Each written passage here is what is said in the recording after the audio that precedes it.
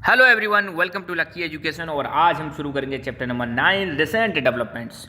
हम कवर कर रहे हैं क्लास 12 की पॉलिटिकल साइंस, जिसका बुक का नाम है politics of India since independence. ठीक है, ये इस चैप्टर का पहला ही वीडियो है और इसमें हम एक टॉपिक कवर करेंगे 5 major developments in Indian politics. भारतीय राजनीति में कौन कौन से 5 मेजर डेवलपमेंट हुए, यूँ समझ लो इस टॉपिक के माध्यम से आपको इस चैप्टर में क्या क्या पढ़ने वाले हैं वो सारी चीज़ आपको यहाँ पे मिल जाएंगी। मतलब एक प्रकार से बेस समझ लो, ये चैप्टर का बेस है ना। साथ के साथ में मेरी कोशिश रहेगी एनसीईआरटी से बाहर भी हम थोड़ा खेलेंगे, ठीक है ताकि तुम्हें और अच्छा लगे। तो कुछ चीज़ें मैं एडिशनल भी आपको प्रोवाइड कराऊंगा, तो घबराने की बात नहीं है, ठीक है। साथ के साथ में क्वेश्चन भी पूछूंगा जिनके आपको कमेंट करके आंसर देने, और अब ऐसे ही टॉपिक बाई टॉपिक वीडियो जब आपको मिलते रहेंगे। सो शुरू करते हैं। थोड़ा सा आउटलाइन देख लो, कुछ चीज़ें आपको बैकग्राउंड याद रखना है, क्योंकि जब भी आप पॉलिटिकल साइंस करो, किसी भी चैप्टर को उठाओ, कुछ चीज़ आपके माइंड में बिल्कुल क्लियर रहनी चाहिए। जैसे अपना देश 1947 में आज़ाद हुआ था, और आज़ादी मिली हमें किसके साथ? पार्टीशन के साथ। हमारा बंटवारा हो गया था, इंडिया और पाकिस्तान 2 देश बन जाते हैं, ठीक है। अच्छा, कमेंट करके आपको बताना है कितने पाकिस्तान बने थे और कौन कौन से पाकिस्तान, उनका नाम क्या था, ठीक है। 1952 में पहला जनरल इलेक्शन होता है। जनरल इलेक्शन क्या होता है? हर 5 साल में जो चुनाव होता है भारत में, उसको हम जनरल इलेक्शन बोलते हैं। तो पहला चुनाव हमारा स्टार्ट 1951 में हुआ था, 52 में खत्म हुआ था, तो इसलिए इसको 1952 का जनरल इलेक्शन बोलते हैं। शुरुआत के 3 जो जनरल इलेक्शन थे, यहाँ पे कांग्रेस का डोमिनेंस देखने को मिलता है, कांग्रेस का दबदबा देखने को मिलता है, वन पार्टी डोमिनेंस, इसलिए चैप्टर का नाम भी आपने सुना होगा। 1969 बहुत इंपॉर्टेंट ईयर है, और 1969 से पहले एक 1967, ये भी बहुत इंपॉर्टेंट टाइम था। 1967 में आपको पता है इसको पॉलिटिकल अर्थक्वेक भी कह सकते हैं। इस समय पॉलिटिकल अर्थक्वेक मतलब राजनीति में अर्थक्वेक आ गया था। क्या अर्थक्वेक आ गया था? कांग्रेस को कड़ी हार मिली थी स्टेट लेवल पर, है ना, ये आपको पता होना चाहिए। फिर 1969 में प्रेसिडेंशियल इलेक्शन हुआ था, और इस प्रेसिडेंशियल इलेक्शन के बाद आपको देखने को मिलेगा कांग्रेस बट जाती है। आईएनसी जो इंडियन नेशनल कांग्रेस थी, एक तो बढ़ जाती है आईएनसीओ और एक बढ़ जाती है आईएनसीआर। इंदिरा गांधी वाली जो सरकार थी, या सॉरी कांग्रेस थी, उसको आईएनसीआर बोलते हैं, और जो मोरारजी देसाई वाली जो थी उसको हम बोलते हैं आईएनसीओ, ये भी देखने को मिलता है। 1975 में इंदिरा गांधी ने इमरजेंसी लगाई थी, ये सब आपको पता होगा, है ना। कमेंट करके बताना है कॉन्स्टिट्यूशन के कौन से आर्टिकल के तहत नेशनल इमरजेंसी लगाई जाती है, आर्टिकल का नाम कमेंट करके बताना है। 1977 में आपको पता है पहली बार, फर्स्ट टाइम है आज़ादी के बाद, 1947 से पहली बार आपको देखने को मिलेगा इंडियन नेशनल कांग्रेस की हार होती है, और यहाँ पर एक जनता दल की जनता गवर्नमेंट बनती है ना, जनता पार्टी की सरकार बनती है। जनता पार्टी एक कॉलिजन थी, क्या थी? कॉलिजन, जिसके प्रधानमंत्री बनते हैं मोरारजी देसाई। कौन बनते हैं? मोरारजी देसाई, ठीक है। 1980s वाला जो टाइम है, 1980s का जो डिकेड है, वहाँ पर आपको देखने को मिलेगा कुछ पॉपुलर मूवमेंट्स और रीजनल एस्पिरेशंस अक्रॉस इंडिया। यहाँ पे आपने देखा होगा जम्मू कश्मीर, पंजाब, नॉर्थ ईस्ट के स्टेट, यहाँ पे अपनी अलग अलग ही कहानी चल रही थी, अलग ही ऑटोनॉमी की डिमांड कर रहे थे। कोई अलग होने की बात कर रहा है, कोई ऑटोनॉमी की डिमांड कर रहा था। वो सारी चीज़ अभी 1980 के टाइम पे देखने को मिलती है। 1984 में इंदिरा गांधी जी का असैसिनेशन हो जाता है। 2 सिख इनके बॉडीगार्ड थे, वो इनकी हत्या कर देते हैं। और 1989 का जब चुनाव हुआ था, तो यहाँ पर हम कह सकते हैं फॉल ऑफ कांग्रेस, कांग्रेस खत्म हो जाती है, कांग्रेस गिरने लग जाती है। और फिर 1990s का जो डिकेड है, ध्यान रखना, 1990s का जो डिकेड है, इसको यहाँ से शुरुआत हो जाएगी कॉलिजन एरा। किसकी शुरुआत हो जाएगी? कॉलिजन एरा की शुरुआत हो जाएगी, ठीक है। तो हल्का सा हमने बैकग्राउंड जानने की कोशिश करी, क्योंकि जब भी आप कुछ भी पढ़ो तो बिना बैकग्राउंड के मत पढ़ा करो। अगर आता है तो अच्छी बात है, नहीं आता तो कोई दिक्कत नहीं है। सो शुरू करते हैं।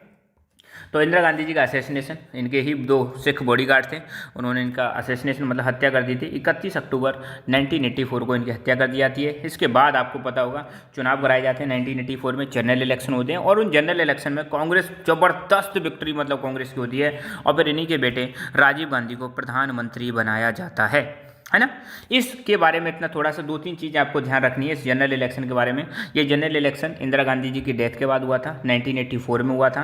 प्राइम मिनिस्टर बाद में कौन बनते हैं? अपने राजीव गांधी जी बन जाते हैं इनकी हत्या के बाद। और यहाँ पे कुछ चीज़ आपको देखने को मिलेगी, कांग्रेस को इतिहास में इतनी सीट शायद अब तक नहीं मिली, और मिल जाए तो पता नहीं, फ्यूचर का तो पता नहीं, मगर इसमें आपको देखने को मिलेगा 401 सीट मिलती है कांग्रेस को। 514 सीट में से 401 इतनी सीटें मिलती हैं कांग्रेस को। और 1984 वाला जो इलेक्शन है, इसको हम कहते हैं लास्ट इलेक्शन है।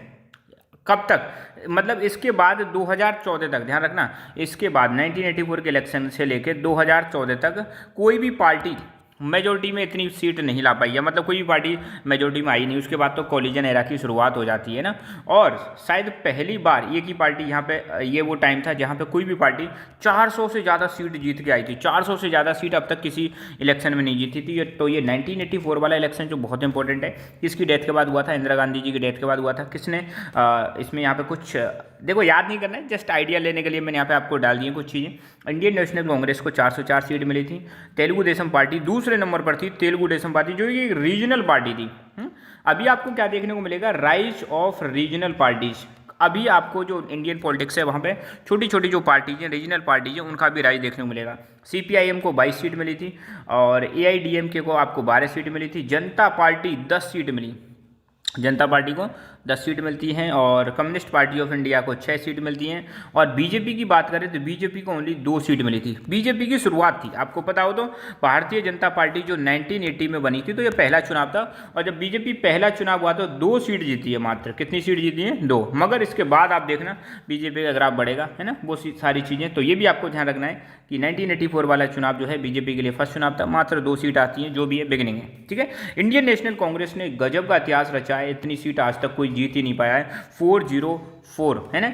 ये चीज़ आपको बैकग्राउंड में ध्यान रखनी है। ये भारत के प्राइम मिनिस्टर्स की लिस्ट है, आप चाहो तो एक बार विजिट कर सकते हो। आप सबको पता है भारत के पहले प्रधानमंत्री पंडित जवाहरलाल नेहरू जी बने थे। उनके बाद फिर acting prime minister Gulzari Nanda ji, फिर आपके जवाहरलाल नेहरू जी, लाल बहादुर शास्त्री जी, इनकी डेथ हो जाती है, ताशकंद गए थे। फिर एक्टिंग प्राइम मिनिस्टर बनते हैं गुलजारी लाल नंदा। उनके बाद फिर इंदिरा गांधी और फिर 1977 में मोरारजी देसाई, फिर उनके बाद चरण सिंह जी बनते हैं, फिर दोबारा से इंदिरा गांधी जी आती हैं और फिर राजीव गांधी आते हैं। यहाँ तक की हमें कहानी अभी कवर की है, ठीक है। यहाँ तक चलना, बाकी आगे सारी चीज़ हम देखेंगे। अब शुरू करते हैं, हम चैप्टर की शुरुआत करते हैं। तो आई होप चैप्टर की शुरुआत करने से पहले कुछ आइडिया आपको लग गया होगा। आप कुछ क्या, आपको तो पूरा आइडिया है भाई, आपने पूरी बुक कवर कर ली है, आप कुछ क्या आपके पास पूरा आइडिया होगा। फिर भी मेरी रेस्पॉन्सिबिलिटी है कि आपको कुछ बेसिक्स भी मैं कवर कराऊँ, ताकि आपको ऐसा ना लगे कि क्या कर रहे हैं हम, कहाँ चल रहे हैं, किधर से चल रही है हवा, है ना। हवा अब आपको पता है किधर से चल रही है। ओके, तो the trends and developments in Indian politics are complex at different stages. आपको देखने को मिलेगा इंडियन पॉलिटिक्स में जो ट्रेंड्स चलते हैं ना, जो डेवलपमेंट चलते हैं, अलग अलग स्टेज में अलग अलग जगह पर अलग अलग देखने को मिलेंगे। मतलब समय समय पर आपको देखने को मिलेगा पॉलिटिक्स में बहुत सारे बदलाव आते रहते हैं ना। कभी भी पॉलिटिक्स में किसी भी पॉलिटिकल पार्टी को यूँ नहीं समझना चाहिए कि भाई अपना ही दबदबा चलता रहेगा ना। समय सबका आता है और समय समय पर चीज़ें बदलती भी रहती हैं। और कई बार क्या होता है, जब लीडर चेंज होते हैं ना, दिक्कत जब ज़्यादा आती है। लीडर चेंज होते हैं तब दिक्कत आती है। 1984 में आपको बताया, इससे पहले बैकग्राउंड क्या हुआ था? बैकग्राउंड ये हुआ था कि ऑपरेशन ब्लू स्टार की लॉन्च किया गया था, है ना, और एंटी सिख राइट्स हो गए थे। उस वजह से आपको देखने को मिलेगा जो सिख कम्युनिटी थी बहुत ज़्यादा नाराज़ थी, किससे? इंदिरा गांधी से। इसलिए इनका असैसिनेशन कर दिया जाता है 1984 में। उसके बाद जब चुनाव हुए तो उस चुनाव में बहुत ज़बरदस्त विक्ट्री कौन जीते हैं? विक्ट्री में राजीव गांधी जीते हैं और ये भारत के प्रधानमंत्री बन जाते हैं। तो ये इन्हीं के बेटे हैं, ये चीज़ आपको ध्यान रखनी है। अब हम देखेंगे 5 major developments in Indian politics. Just हम ओवरव्यू लेने वाले हैं, सिर्फ ओवरव्यू, ध्यान रखना, ज़्यादा इसमें डेप्थ में नहीं। डेप्थ में तो इसके बाद जो टॉपिक आएंगे वो डेप्थ में आएंगे। तो पहला मेजर डेवलपमेंट था एंड ऑफ कांग्रेस सिस्टम। पहली चीज़ आपको क्या देखने को मिलेगी कि कांग्रेस सिस्टम खत्म हो जाता है। कांग्रेस सिस्टम कब खत्म होता है? जब 1989 का इलेक्शन आएगा। 1984 में तो ये जीत के आगे भाई साहब, बहुत ज़बरदस्त विक्ट्री।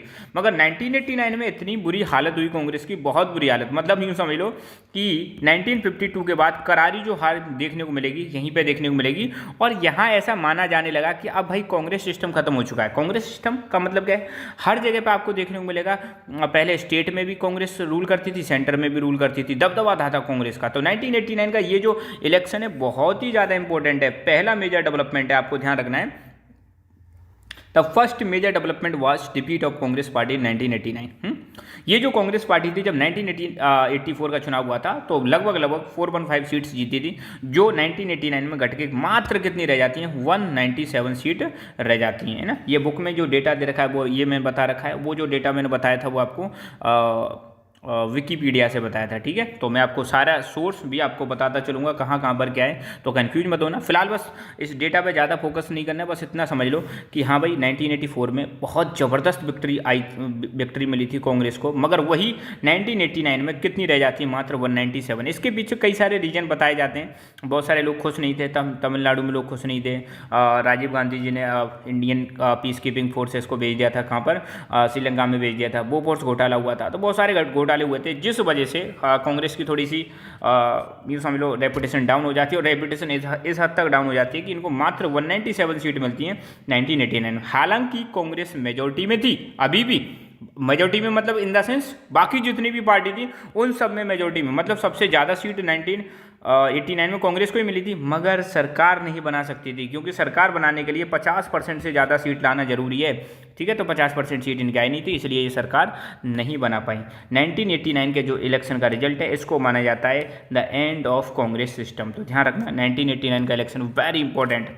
कांग्रेस की बाद में परफॉर्मेंस थोड़ी इंप्रूव होती है, और बाद में ये मिड टर्म इलेक्शन हुआ था 1991 में, दोबारा पावर में आती है, ठीक है, मगर 1989 में हार जाती हैं। तो ये 1989 के इलेक्शन के बारे में दे रखा है। यहाँ पे कांग्रेस को 197 सीट मिली थी, और जनता दल को 143 मिली थी, और बीजेपी को 85। ये बहुत इंपॉर्टेंट है, बीजेपी की यहाँ पे आपको कमबैक देखने को मिलेगा ज़बरदस्त वाला। कहाँ 2 सीट मिली थी इनको, 2 से 85 पर आ जाते हैं, है ना। तो ये चीज़ ध्यान रखना। और 1989 में अब कांग्रेस तो सरकार बना नहीं पाएगी, तो सरकार कौन बनाते हैं, सरकार बनाते हैं बीपी सिंह। कौन बनाते हैं, बीपी सिंह बनाते हैं, विश्वनाथ प्रताप सिंह सरकार बनाते हैं। किसकी मदद से सरकार बनाते हैं, 2 पार्टी का सपोर्ट मिलता है बीपी सिंह को, बीजेपी और सीपीआई, है ना, दोनों बिल्कुल अपोजिट आइडियोलॉजी की पार्टी है। तो इनकी सपोर्ट से 1989 में सरकार बनाई जाती है, विश्वनाथ प्रताप सिंह के द्वारा सरकार बनाई जाती है। ये चीज़ आप ध्यान रखना, ठीक है। तो ये 1989 के इलेक्शंस का रिजल्ट है, ये आप देख सकते हो, ठीक है। जस्ट फॉर योर आइडिया के लिए मैंने यहाँ पे चीज़ें डाल दी हैं। इसमें दूसरे नंबर पर जनता दल आई थी, है ना। इसी जनता दल के जो लीडर थे वो थे बीपी सिंह, ओके। दूसरा यहाँ पे एक मेजर डेवलपमेंट था मंडल इशू। आपको पता है 1977 में जब जनता पार्टी की सरकार आई थी इंदिरा गांधी जी को हराकर, तब उन्होंने एक मंडल कमीशन बनाया था। उसने बाद में अपनी रिपोर्ट दी थी और कहा था कि जो ओबीसी है इसको लगभग 27% रिजर्वेशन मिलना चाहिए, एजुकेशनल और गवर्नमेंट इंस्टीट्यूट्स में, इन सब जगह पर मिलना चाहिए, सरकारी जॉब्स में भी मिलना चाहिए, एजुकेशनल इंस्टीट्यूट में मिलना चाहिए। मगर उसके बाद किसी ने इसको लागू नहीं किया था, तो बीपी सिंह की सरकार ने इसको लागू कर दिया। क्या कर दिया, लागू।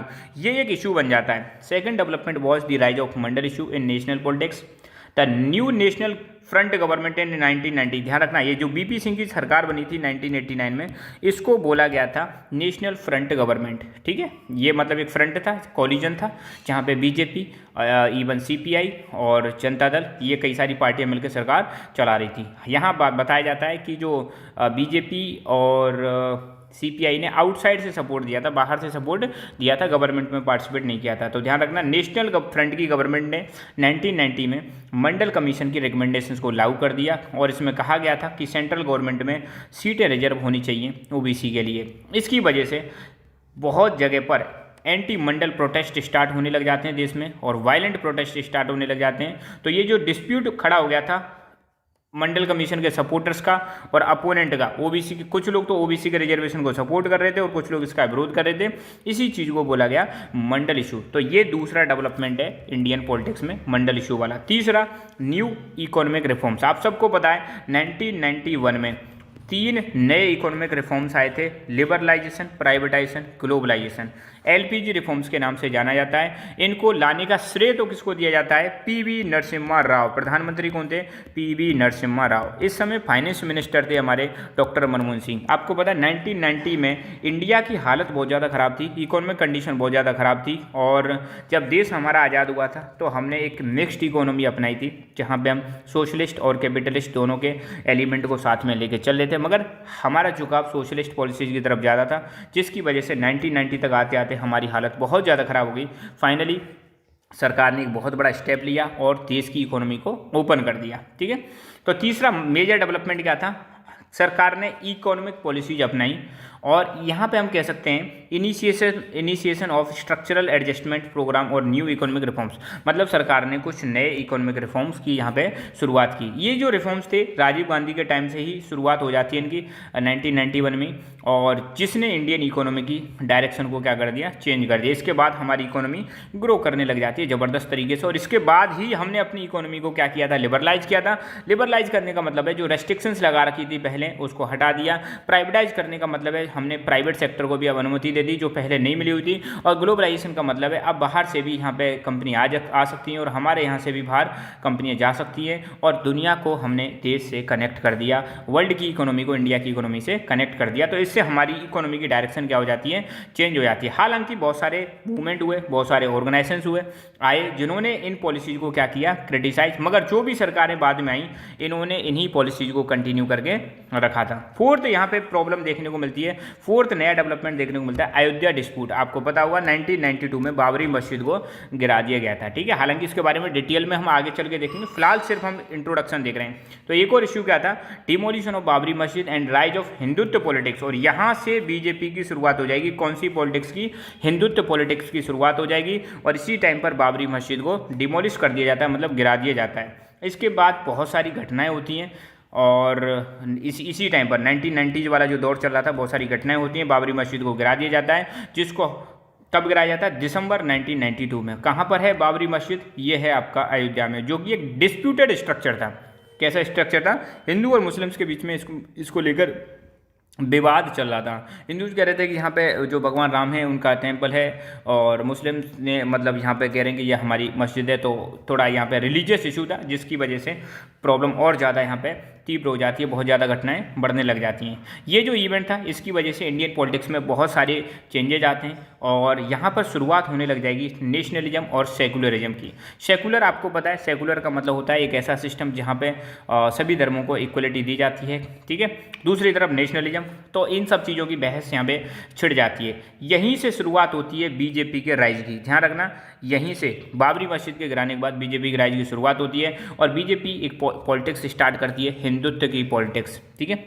पांचवा जो मेजर डेवलपमेंट यहाँ पे स्टार्ट होता है वो है change in the Congress leadership, ठीक है। अब अभी तक आपको पता है 1991 तक, मतलब आप कह सकते हो कहानी अलग थी। शुरू में आपको पता है पंडित जवाहरलाल नेहरू के हाथ में लीडरशिप थी, पंडित जवाहरलाल नेहरू, फिर आ जाते हैं लाल बहादुर शास्त्री जी, फिर आ जाती हैं इंदिरा गांधी, फिर इंदिरा गांधी के बाद राजीव गांधी। अब यहाँ पे आपको देखने को मिलेगा राजीव गांधी जी का भी क्या कर दिया जाता है, असैसिनेशन कर दिया जाता है। तो फिर बाद में लीडरशिप कांग्रेस के हाथ से चेंज होती है। जो पहले परिवार का सिस्टम चल रहा था वो परिवार वाला सिस्टम अब आपको खत्म देखने को मिलेगा। तो लास्ट डेवलपमेंट, पांचवा डेवलपमेंट यहाँ पे क्या देखने को मिलेगा, 10 मई 1991 को राजीव गांधी जी का असैसिनेशन कर दिया जाता है। और असैसिनेशन किसने किया था, एलटीटीई के लोगों ने किया था। कहाँ पर किया था, तमिलनाडु में किया था। तमिलनाडु में जगह है श्री पेरम्बदूर, यहाँ पर राजीव गांधी जी इलेक्शन का कैंपेनिंग करने गए थे। इनको बोला भी गया था कि आपके लिए थ्रेट है, मगर फिर भी ये गए वहाँ पे। तो एलटीटीई के लोगों ने सुसाइड बॉम्बर भेजा और मतलब यहाँ पे इनकी डेथ हो जाती है। यहाँ पे आप देख सकते हैं, यहाँ पे एक महिला है, ये इनसे जाती है, गले मिलती है या जो भी है, और फिर यहाँ पे ये बाहर से कोई था, उसने बटन दबा दिया, इनके पास बॉम्ब लग रहे होंगे तो ब्लास्ट हो जाते हैं और चित्रे उड़ जाते हैं यहाँ पे। तो मतलब बहुत दर्दनाक मतलब ये घटना थी। तो लास्ट डेवलपमेंट यही है, राजीव गांधी जी का असैसिनेशन कर दिया था 10 मई 1991 को। इसकी वजह से पार्टी की लीडरशिप क्या हो जाती है, चेंज हो जाती है। असैसिनेशन कब किया गया था, तमिलनाडु में। ये इलेक्शन कैंपेन पे गए थे कौन, राजीव गांधी जी, तब इनका असैसिनेशन किया जाता है, एक बॉम्ब ब्लास्ट होता है। ये चीज़ आप ध्यान रखना है। माना क्या जाता है कि एलटीटी के लोगों ने हत्या की थी, इनकी असैसिनेशन करवाया था। एलटीटी की फुल फॉर्म क्या है, लिबरेशन टाइगर्स ऑफ तमिलीलम। ये क्या मामला है, श्रीलंका में, आप सबने पता होगा, श्रीलंका में जो तमिल्स थे, है ना, दो प्रकार के तमिल थे, श्रीलंकन तमिल और इंडियन तमिल, है ना। ये डिमांड कर रहे थे कि इनको ऑटोनॉमी मिलनी चाहिए और इवन ये तो अलग से तमिल देश की भी बात कर रहे थे श्रीलंका में, ठीक है। श्रीलंका की सरकार की नज़र में ये आतंकवादी थे और इंडियन गवर्नमेंट ने क्या कर दिया था, 1987 में राजीव गांधी ने क्या दिक्कत, मतलब इनके लिए दिक्कत हो गई ना। राजीव गांधी ने श्रीलंका की सरकार से 1987 में पीस अकॉर्ड साइन कर लिया और इंडियन फोर्सेस को कहाँ पे भेज दिया, श्रीलंका में।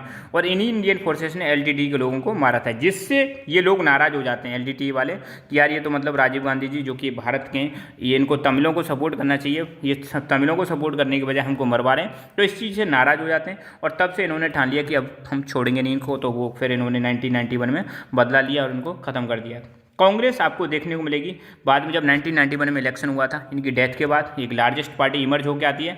लार्जेस्ट पार्टी इमर्ज होकर आती है, मेजोरिटी में नहीं आती, ध्यान रखना। फिर भी यहाँ पर आप देखना मतलब पीवी नरसिम्हा राव, इनको प्राइम मिनिस्टर बनाया जाता है। ये साउथ से बनने वाले पहले प्रधानमंत्री थे, पीवी नरसिम्हा राव। तो ये मेजर 5 डेवलपमेंट हैं जिनके बारे में हमने डिस्कस किया। बिल्कुल ब्रीफ में डिस्कस किया है, जितना देर का उतना उससे थोड़ा सा ज़्यादा डिस्कस किया है। ऐसे ही करके पॉलिटिकल साइंस के टॉपिक बाई टॉपिक वीडियोज आपको मिलते रहेंगे। So thank you so much, keep learning, keep enjoying and God bless you all. Hello everyone, welcome to Lucky Education. और आज हम देखेंगे चैप्टर नंबर 8 रीजनल एस्पिरेशंस।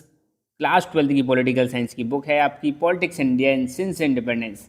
और इसका टॉपिक है एरा ऑफ कॉलिजन्स। कॉलिजन्स का जो युग रहा है, 1990s का जो टाइम रहा है इंडियन पॉलिटिक्स में, 1990 वाला जो दशक है, 1990s वाला जो डिकेड है, इसको हम जानते हैं एरा ऑफ कॉलिजन्स। और यूँ समझ लो यहाँ से शुरुआत हो जाती है कॉलिजन गवर्नमेंट की इंडिया में बहुत बड़े लेवल पर। इसके बाद तो आपको सीधा 2014 में ही मेजोरिटी की सरकार देखने को मिलेगी। बाकी इसके बाद सब जितनी भी सरकारें आई थी सब कॉलिजन की गवर्नमेंट थी। और मतलब कॉलिजन गवर्नमेंट का मतलब होता है जहाँ पे दो या दो से ज़्यादा पॉलिटिकल पार्टी मिलकर सरकार बनाती है, उसको हम कॉलिजन गवर्नमेंट बोलते हैं। साथ के साथ में मैं आपको कुछ बेसिक्स भी बताऊंगा, एज वेल एज यहाँ पर जितने भी इलेक्शंस हुए हैं उन इलेक्शन के रिजल्ट भी दिखाऊंगा और किस टाइम पे कौन पीएम रहे हैं वो भी रखाऊंगा। तो यहाँ पे अपनी बुकिश नॉलेज के अलावा आपको कुछ एडिशनल इन्फॉर्मेशन मिलेगी, जिसको आपको लर्न करें तो कर लेना, नहीं तो कोई दिक्कत वाली बात नहीं है, वैसे भी याद हो जाएगा। सबसे पहले एक बेसिक सी चीज़, कॉलिजन गवर्नमेंट का मतलब क्या है। इसको हम हिंदी में बोलते हैं गठबंधन की सरकार। कभी आपने हिंदी न्यूज़पेपर में देखा होगा कि भैया ये जो सरकार है कैसी सरकार है, गठबंधन की सरकार है। गठबंधन, गांठ बांध ली, कई सारे लोग जब मिलकर सरकार चलाते हैं, कई सारी पार्टीज, अगर मैं टेक्निकली अगर बात करूं तो जब कई सारी पॉलिटिकल पार्टीज मिलकर सरकार चलाती है तो उसको हम बोलते हैं कॉलिजन गवर्नमेंट। कॉलिजन जो शब्द है ये लैटिन भाषा के कॉलिशो वर्ड से निकला है, जिसका मतलब होता है टू ग्रो टुगेदर, मतलब साथ साथ ग्रो करना है। तो कॉलिजन गवर्नमेंट में भी यही होता है, कई सारी पार्टी मिलकर सरकार चलाती है और साथ साथ ग्रो करती है। तो कॉलिजन गवर्नमेंट एक ऐसी सरकार है जहाँ पे पॉलिटिकल पार्टीज आपस में एक दूसरे के साथ कोऑपरेट करती है और सरकार बनाती है। यहाँ पे मिनिमम दो और दो से ज़्यादा कितनी भी पॉलिटिकल पार्टीज हो सकती हैं। एरा ऑफ कॉलिजन्स, तो सबसे पहले हम शुरुआत करते हैं एरा ऑफ कॉलिजन 1989। देखो आपको मैं थोड़ा सा बैकग्राउंड भी बता देता हूँ। 1984 में डेथ हो जाती है इंदिरा गांधी जी की, ठीक है। असैसिनेशन हो जाता है उनका, दो सिख उनके बॉडीगार्ड थे वो असैसिनेट कर देते हैं ऑपरेशन ब्लू स्टार के बाद। उसके बाद 1985 से ही 84 से ही आपको देखने को मिलेगा राजीव गांधी हैं भारत के क्या बन जाते हैं, पीएम बन जाते हैं। और बहुत बड़ा मतलब न्यूज़ समझ लो, बहुत बड़ी विक्ट्री मिलती है कांग्रेस को 1984-85 के टाइम पर।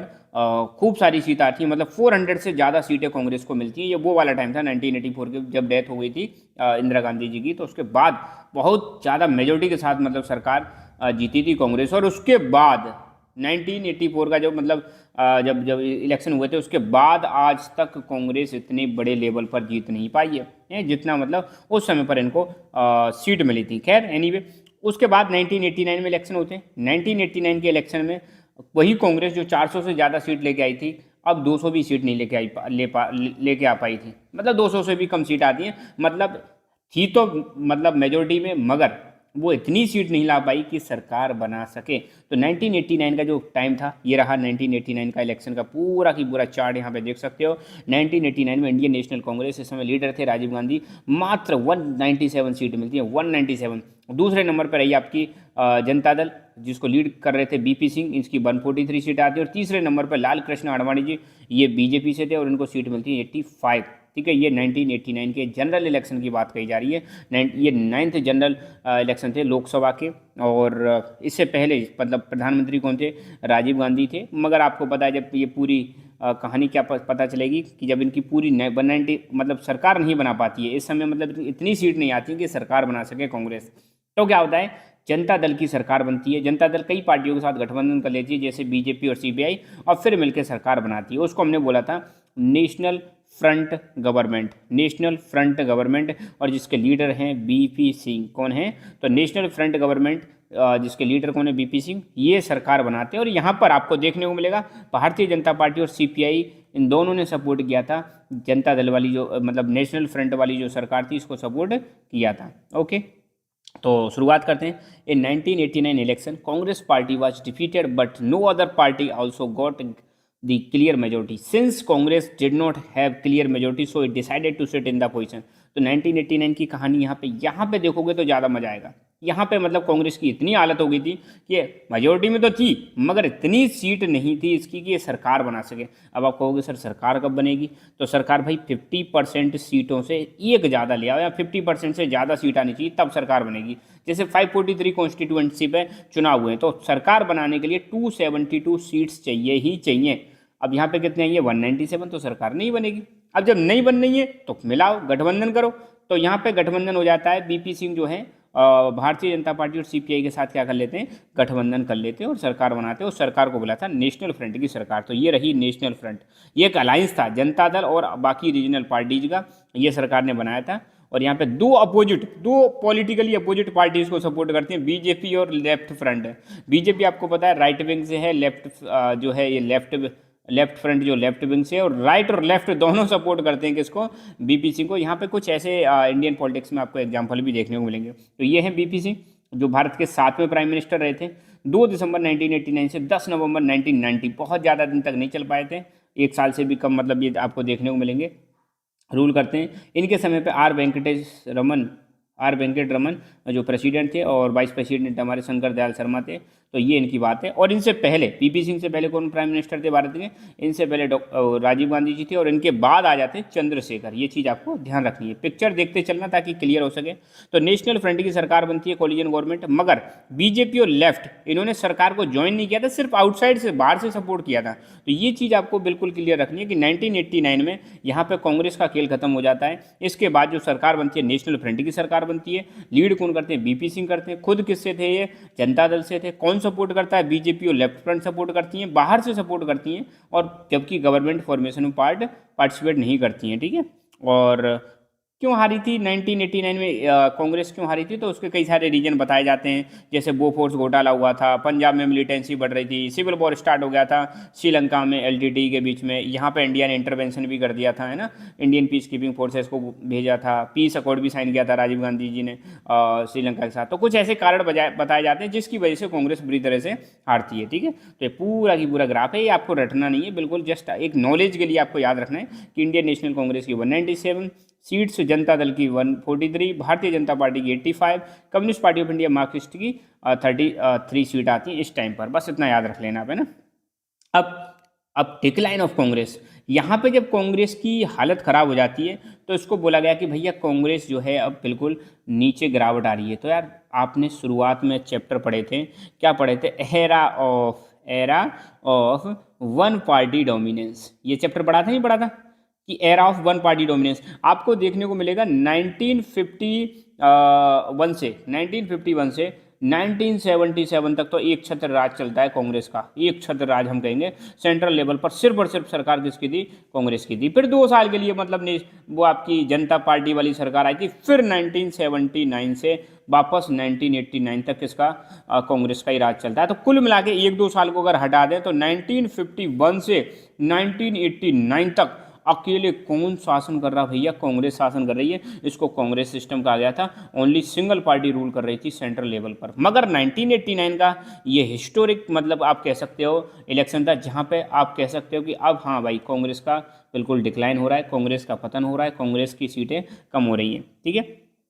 The defeat of Congress party marked the end of Congress dominance over Indian politics. तो 1989 में जो कांग्रेस की डिफीट हुई थी, इससे मतलब एक माना जा रहा था कि भैया अब इंडियन पॉलिटिक्स में कांग्रेस का दबदबा खत्म हो चुका है। एक टाइम था जब कांग्रेस में अप एंड डाउन आए थे, मगर इंदिरा गांधी जी ने उन अप एंड डाउन को हैंडल कर लिया था और एक अपने आप को अलग से कांग्रेस, एक नई कांग्रेस खड़ी कर दी थी। आप सबको पता है ना। अच्छा, कमेंट करके बताना, अब मैं एक क्वेश्चन देता हूँ, कमेंट करके बताना कि कांग्रेस का स्प्लिट कब हुआ, नंबर 1। नंबर 2, किस किस में हुआ, 2 पार्टियों के नाम बताने, और कौन कौन उनको लीड कर रहा था ये भी आपको बताना है। ये क्वेश्चन जरूर आपको कमेंट करने। तो 1960s में when dominance of Congress was challenge, आपको पता है 1967 में इसको हमने पॉलिटिकल अर्थक्वेक बोला था। 1967 में कांग्रेस कई जगह पर हार जाती है, कई स्टेट्स में हार जाती है। तो हम कह रहे थे यहाँ पे कांग्रेस का जो डोमिनेंस है उसको चैलेंज किया जा रहा है, मगर इंदिरा गांधी जी ने उसको सक्सेसफुली क्या कर लिया, रीस्टेब्लिश किया था कांग्रेस को, और कांग्रेस की जो पोजीशन है उसको दोबारा से रीस्टेब्लिश कर दिया था। 1971 में आप सबको पता है इलेक्शन भी हुआ था, जहाँ पे नारे लगाए गए थे इंदिरा हटाओ, मगर इंदिरा जी ने कौन सा नारा दिया था, स्लोगन दिया था कि गरीबी हटाओ, है ना। ये वही वाला टाइम है, ये पिछले चैप्टर से आपको लिंक करने। मगर 1990s में तो देखा आपने कि 1960s में तो कांग्रेस के सामने समस्या आई थी, मगर समस्या के लिए संकट मोचन बन गई थी कौन, इंदिरा गांधी जी इन्होंने कांग्रेस को दोबारा से रिस्टेब्लिश कर दिया था। मगर 1989 में जो समस्या आई थी, यहाँ पर कोई संकट मोचन नहीं आता है और यहाँ पर कांग्रेस जो है पुरानी वाली पोजीशन को बिल्कुल प्राप्त नहीं कर पाती है और यहीं से शुरुआत हो जाती है मल्टी पार्टी सिस्टम की। इंडियन पॉलिटिक्स में आपको देखने को मिलेगा मल्टी पार्टी सिस्टम स्टार्ट होता है 1990 से। कई सारी पार्टी मिलकर क्या बना रही है, सरकार। अब मल्टी पार्टी सिस्टम स्टार्ट हो रहा है, इसका मतलब अब जो छोटी छोटी रीजनल पार्टीज थी, कैसी पार्टी थी, रीजनल पार्टीज को भी मौका मिल जाता है इंडियन पॉलिटिक्स में पार्टिसिपेट करने का। तो ये एक अच्छी बात है, यूं कह सकते हो आप। डिक्लाइन ऑफ कांग्रेस, वही चल रहा है topic. No single party got majority in Lok Sabha elections held in 1989 till 2014। मैंने बताया था 1989 से 2014 तक एक भी पॉलिटिकल पार्टी ऐसी नहीं थी जो 272 या इससे ज़्यादा सीट लेके आए अकेले के दम पर। तो कोई भी पार्टी मेजोरिटी में नहीं आती है, क्लियर मेजोरिटी में नहीं आती है। कब से कब तक, 1989 से लेकर 2014 तक। और 2014 में आपको पता है बीजेपी, भारतीय जनता पार्टी, बिल्कुल क्लियर मेजोरिटी के साथ आती है और सरकार बनाती है 2014। साथ के साथ में 2019 में ही भारतीय जनता पार्टी और इसके बाद पीएम बन जाते हैं नरेंद्र मोदी जी। ठीक है, तो यहाँ पे ये चीज़ आपको ध्यान रखनी है कि ये वाला जो टाइम है, इस वाले टाइम को हम कह सकते हैं era of collision governments eight central level, जहाँ पे रीजनल पार्टीज का भी एक इम्पोर्टेंट रोल रहता है सरकार बनाने में, अलायंस की पॉलिटिक्स खेलने में। फिर 2014 से 2019, 2014 में जो इलेक्शन हुए थे और 2019 में जो इलेक्शन हुए थे, जहाँ पे बीजेपी क्लियर मेजोरिटी के साथ आती है। क्लियर मेजोरिटी को हम बोलते हैं पूर्ण बहुमत। पूर्ण बहुमत का मतलब होता है जहाँ पर कोई भी पॉलिटिकल पार्टी अकेले के दम पर सरकार बना सकती है, उसको हम बोलते हैं क्लियर मेजोरिटी या फुल मेजोरिटी। ठीक है, अब थोड़ा सा अलायंस पॉलिटिक्स के बारे में जानते हैं। ये तो हमने थोड़ा एक इंट्रोडक्शन देखा था, डिक्लाइन कब हुआ।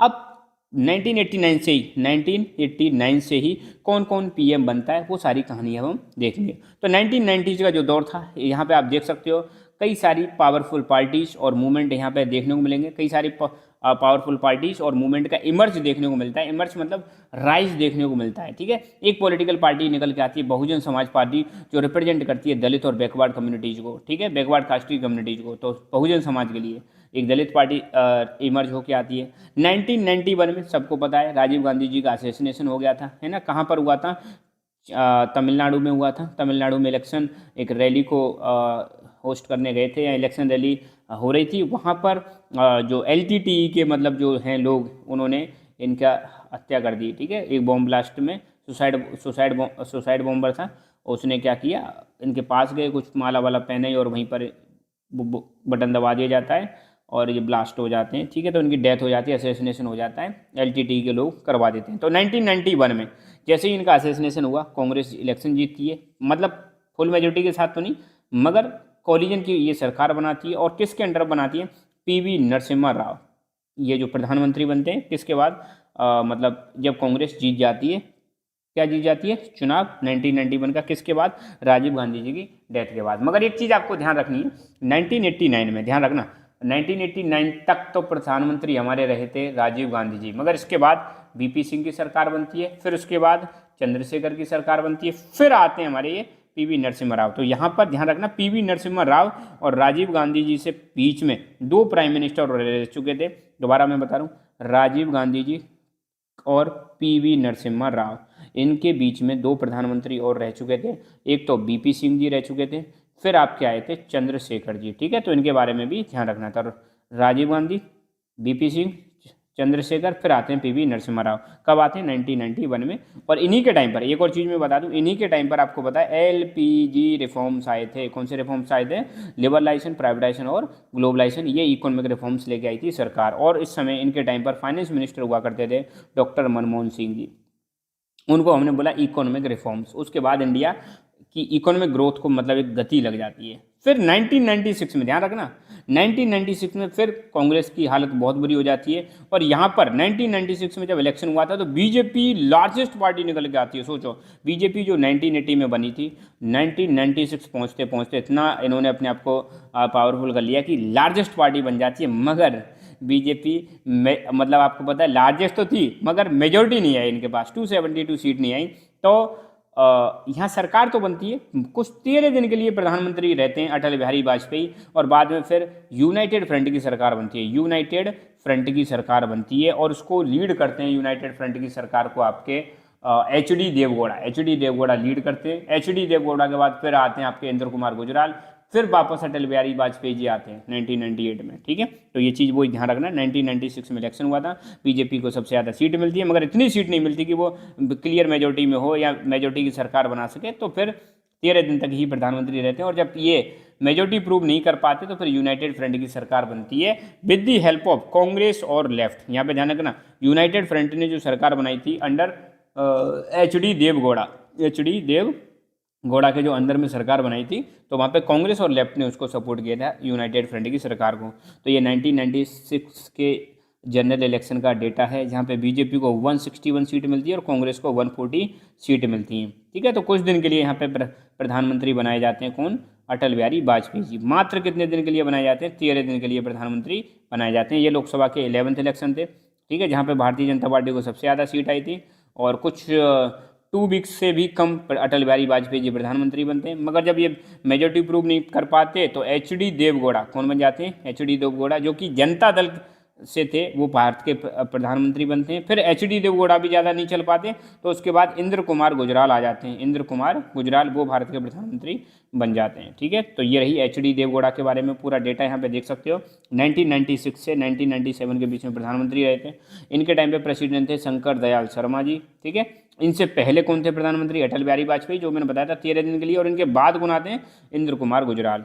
इनका पूरा नाम है हरदाना हल्ली डोडेगौड़ा देवगौड़ा। पूरा नाम है हरदाना हल्ली डोडेगौड़ा देवगौड़ा, ये इनका पूरा नाम है। 11 में प्रधानमंत्री बनते हैं भारत के, ये चीज़ आप ध्यान रखना। और ये 14वें चीफ मिनिस्टर भी रहे थे कर्नाटका के, मेंबर ऑफ पार्लियामेंट भी रहे हैं राज्यसभा से, कर्नाटक को रिप्रेजेंट करते हैं, और ये नेशनल प्रेसिडेंट भी रह चुके हैं। जनता दल सेकुलर, ये जनता दल जो सेकुलर है, ध्यान रखना, कर्नाटका में आज की डेट में एक पॉलिटिकल पार्टी है, और इसने रूल भी किया कर्नाटका में कई बार। ठीक है, HD देवगौड़ा, बस इतना याद रखना इनके बारे में, बाकी चीज़ें तो आप पढ़ लेना। और इन्होंने 1996 में जो सरकार बनाई थी, उस सरकार को हम बोलते हैं यूनाइटेड फ्रंट की सरकार। कौन सी सरकार? यूनाइटेड फ्रंट की सरकार, जहाँ पे कांग्रेस ने इनको सपोर्ट किया था, लेफ्ट ने इनको सपोर्ट किया था। ठीक है, इनसे पहले प्रधानमंत्री कौन थे? अटल बिहारी वाजपेयी जी, और इनके बाद कौन आते हैं? इंद्र कुमार गुजराल। कब से कब तक रूल करते हैं? 1996 से 1997 के बीच में ही रूल करते हैं। फिर इसके बाद कौन आ जाते हैं? इंद्र कुमार गुजराल। ठीक है, इंद्र कुमार गुजराल ये 12वें प्रधानमंत्री बन जाते हैं। कब से कब तक रहते हैं? अप्रैल 1997 से मार्च 1998। ये भी ज़्यादा रूल नहीं कर पाते हैं, है ना, इसके बाद भी हालत ख़राब हो जाती है।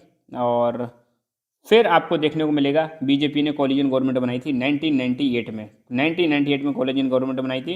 1998 से लेकर 1999 के बीच में अटल बिहारी वाजपेयी जी प्रधानमंत्री बनते हैं। अटल बिहारी वाजपेयी जी प्रधानमंत्री बन जाते हैं। फिर दोबारा से अक्टूबर 1999 में दोबारा से री इलेक्ट हो जाते हैं अटल बिहारी वाजपेयी। तो आपने देखा अटल बिहारी वाजपेयी 1996 में प्रधानमंत्री बन जाते हैं, 1998 में प्रधानमंत्री बन जाते हैं, और फिर 1999 में प्रधानमंत्री बन जाते हैं, जो फुल टर्म के लिए रहते हैं 2004 तक। चलो अटल बिहारी वाजपेयी जी के बारे में थोड़ा और जानते हैं।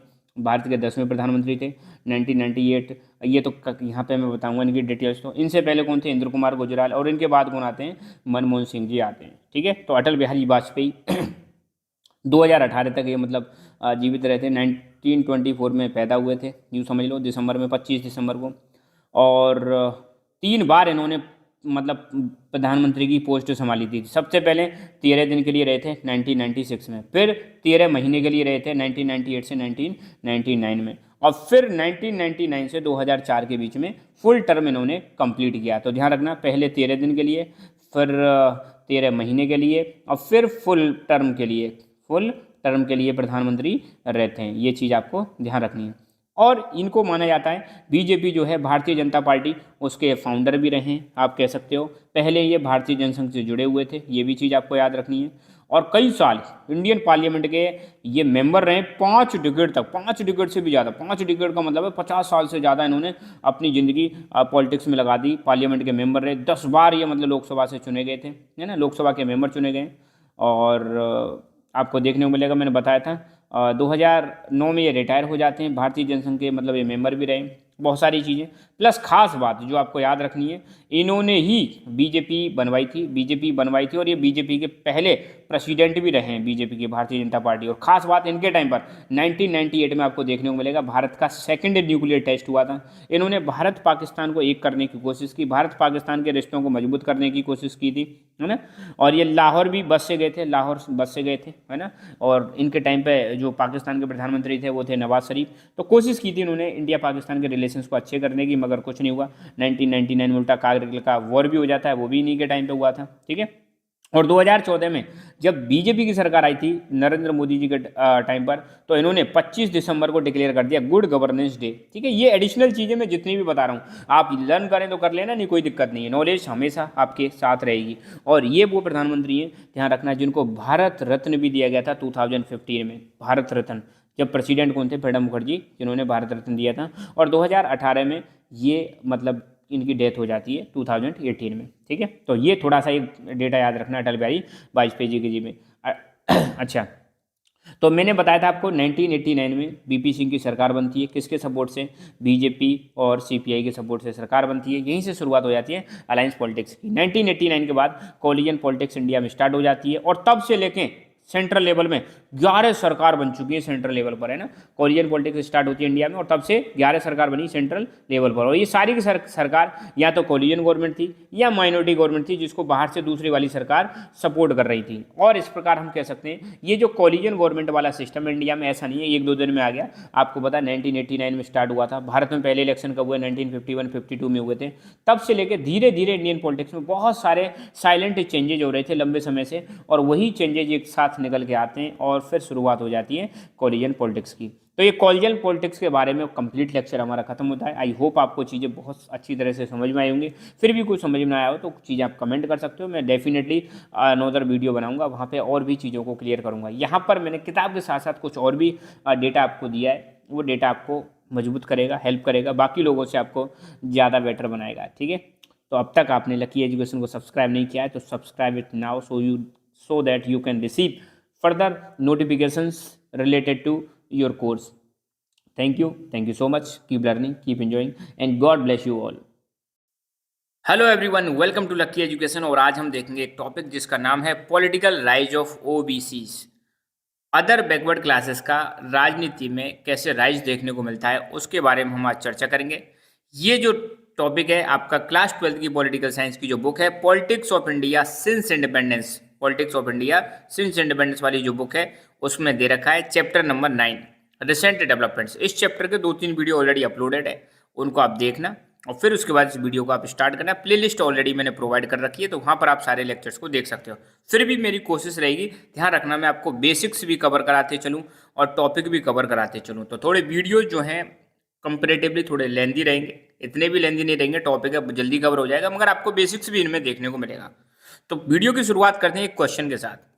Who lead the Janata party government in 1977? आप सबको पता है 1977 वो टाइम है पॉलिटिकल हिस्ट्री का इंडिया की का जहां पर era of one party dominance, यहाँ पर इसको झटका लगता है। मतलब आपने देखा होगा कांग्रेस सिस्टम जो था, जो मतलब 1951-52 में जब चुनाव हुए थे पहले जनरल इलेक्शन, तब से लेके सिर्फ कांग्रेस रूल कर रही थी। और 1977 में सेंटर में ऐसा देखने को मिलता है कि कांग्रेस हार जाती है, इंदिरा गांधी को हटा दिया जाता है और जनता पार्टी की सरकार बनती है। तो उस जनता पार्टी की सरकार को किसने लीड किया था, उसके लीडर कौन थे, कौन पीएम बने थे, वो आपको कमेंट करके बताना है। होप आप बता दोगे।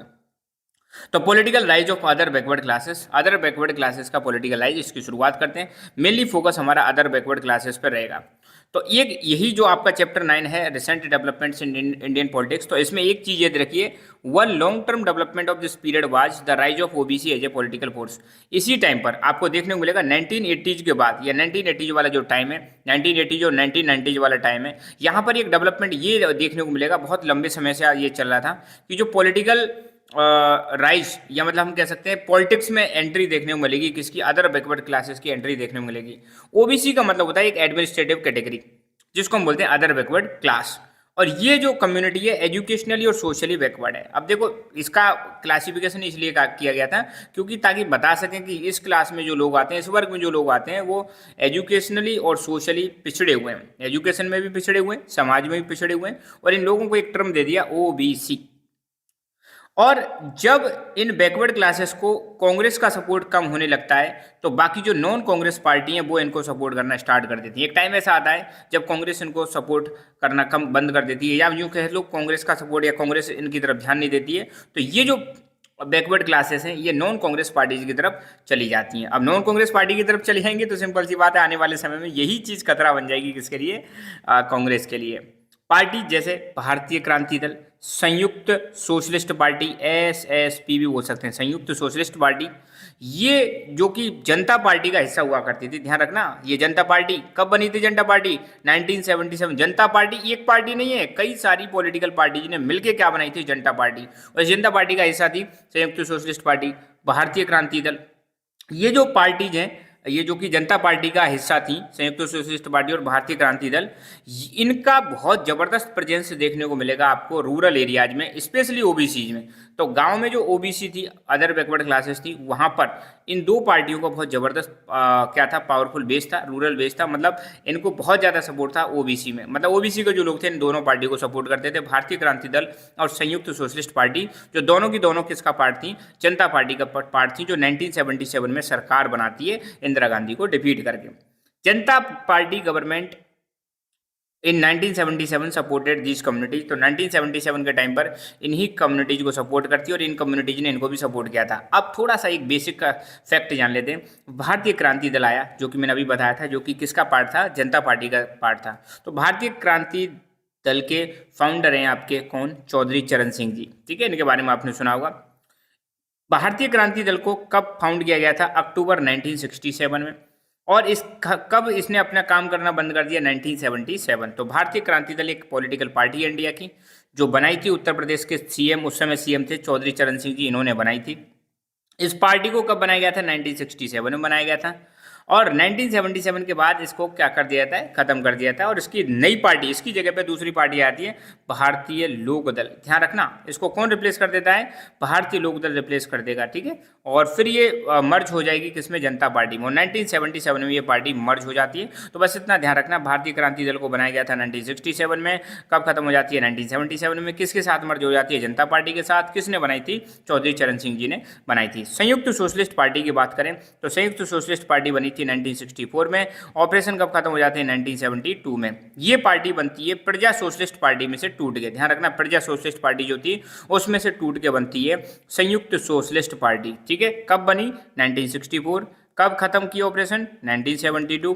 किस में से बनी थी? प्रजा सोशलिस्ट पार्टी में से बनी थी। ये चीज आपको ध्यान रखना है। ठीक है, बस इतना याद रखना। ओके, अब थोड़ा हम देखेंगे मंडल इम्प्लीमेंटेशन के बारे में। मंडल कमीशन के बारे में आप सब लोगों ने सुना होगा। बात आ जाती है मंडल को इम्प्लीमेंट करने की। मंडल इम्प्लीमेंटेड का मतलब है, मंडल कमीशन ने जो रिकमेंडेशन दी थी कि ओबीसी को 27% रिजर्वेशन मिलना चाहिए, वो वक्त आ गया था उसको इम्प्लीमेंट करने का। तो उसको किसने इम्प्लीमेंट किया था? उसको इम्प्लीमेंट किया था बीपी सिंह की जो सरकार थी, नेशनल फ्रंट गवर्नमेंट, उन्होंने इसको इम्प्लीमेंट किया था। तो 1980s में Janata Dal combined with such political groups which had strong support among the OBCs. तो आपको देखने को मिलेगा, पहले यहाँ पे एक वर्ड आया जनता दल। देखो यहाँ पे बहुत सारी पॉलिटिकल पार्टीज हैं, तो बिल्कुल घबराना नहीं है ना। तो मैंने इसलिए सारी पॉलिटिकल पार्टीज के बारे में यहाँ पे आपको डाल रखा है। तो पहली बात हम बात कर लेते हैं जनता दल। तो ये जनता दल का सिंबल है, इलेक्शन सिंबल है। तो जनता दल के फाउंडर है हमारे बीपी सिंह, है ना, विश्वनाथ प्रताप सिंह, वीपी सिंह। तो पूरा नाम क्या है इनका? विश्वनाथ प्रताप सिंह, ये इसके फाउंडर हैं। तो जनता दल एक इंडियन पॉलिटिकल पार्टी है जो बनी थी, मर्ज हो जाती है जनता पार्टी के, मतलब आपको देखने को मिलेगा जो फ्रैक्शन थे उनमें से ही मतलब बन जाती है, मतलब जनता पार्टी में से ही टूट के मतलब एक बन जाएगी, जनता दल बन जाती है। ठीक है, और बीपी सिंह ने बनाई थी, ये चीज़ आपको ध्यान रखना। और कब बनी थी? 1988 में बनी थी। और ये खत्म कब हो जाती है? 1999 में खत्म हो जाती है। ये चीज़ आप ध्यान रखना। ठीक है, किन किन से संबंध है इसका?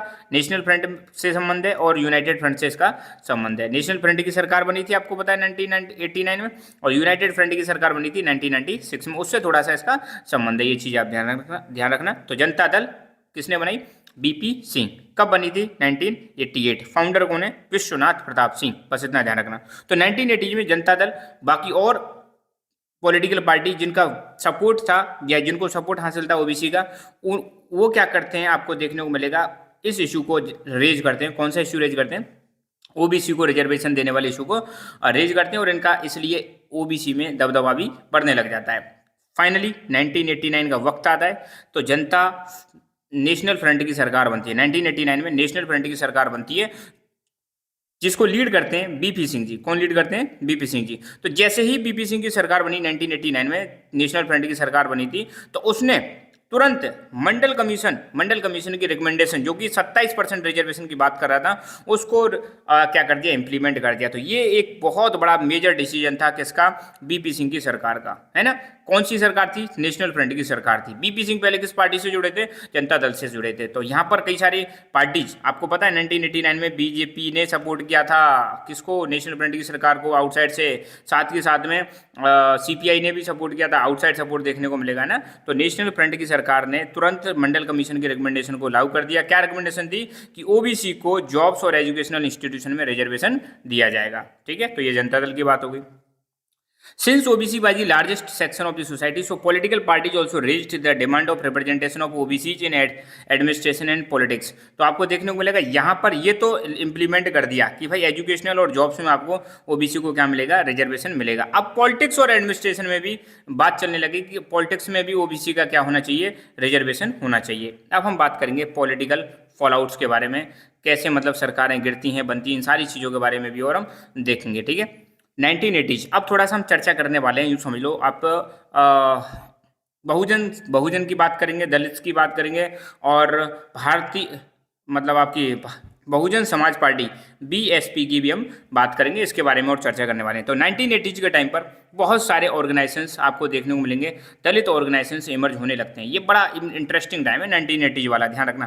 तो 1980s के टाइम पर एक और चीज़ क्या देखने को मिलती है? दलित ऑर्गेनाइजेशंस का राइज होता है। 1978 में एक ऑर्गेनाइजेशन बनता है जिसका नाम है बामसेफ। फुल फॉर्म है इसकी backward and minority communities employee federation. ये बनाया गया 1978 में। ध्यान रखना, दो तीन चीज़ें अब यहाँ पे बहुत इंपॉर्टेंट होने वाली हैं। 1978 बामसेफ बनता है। थोड़ा बामसेफ के बारे में जान लेते हैं।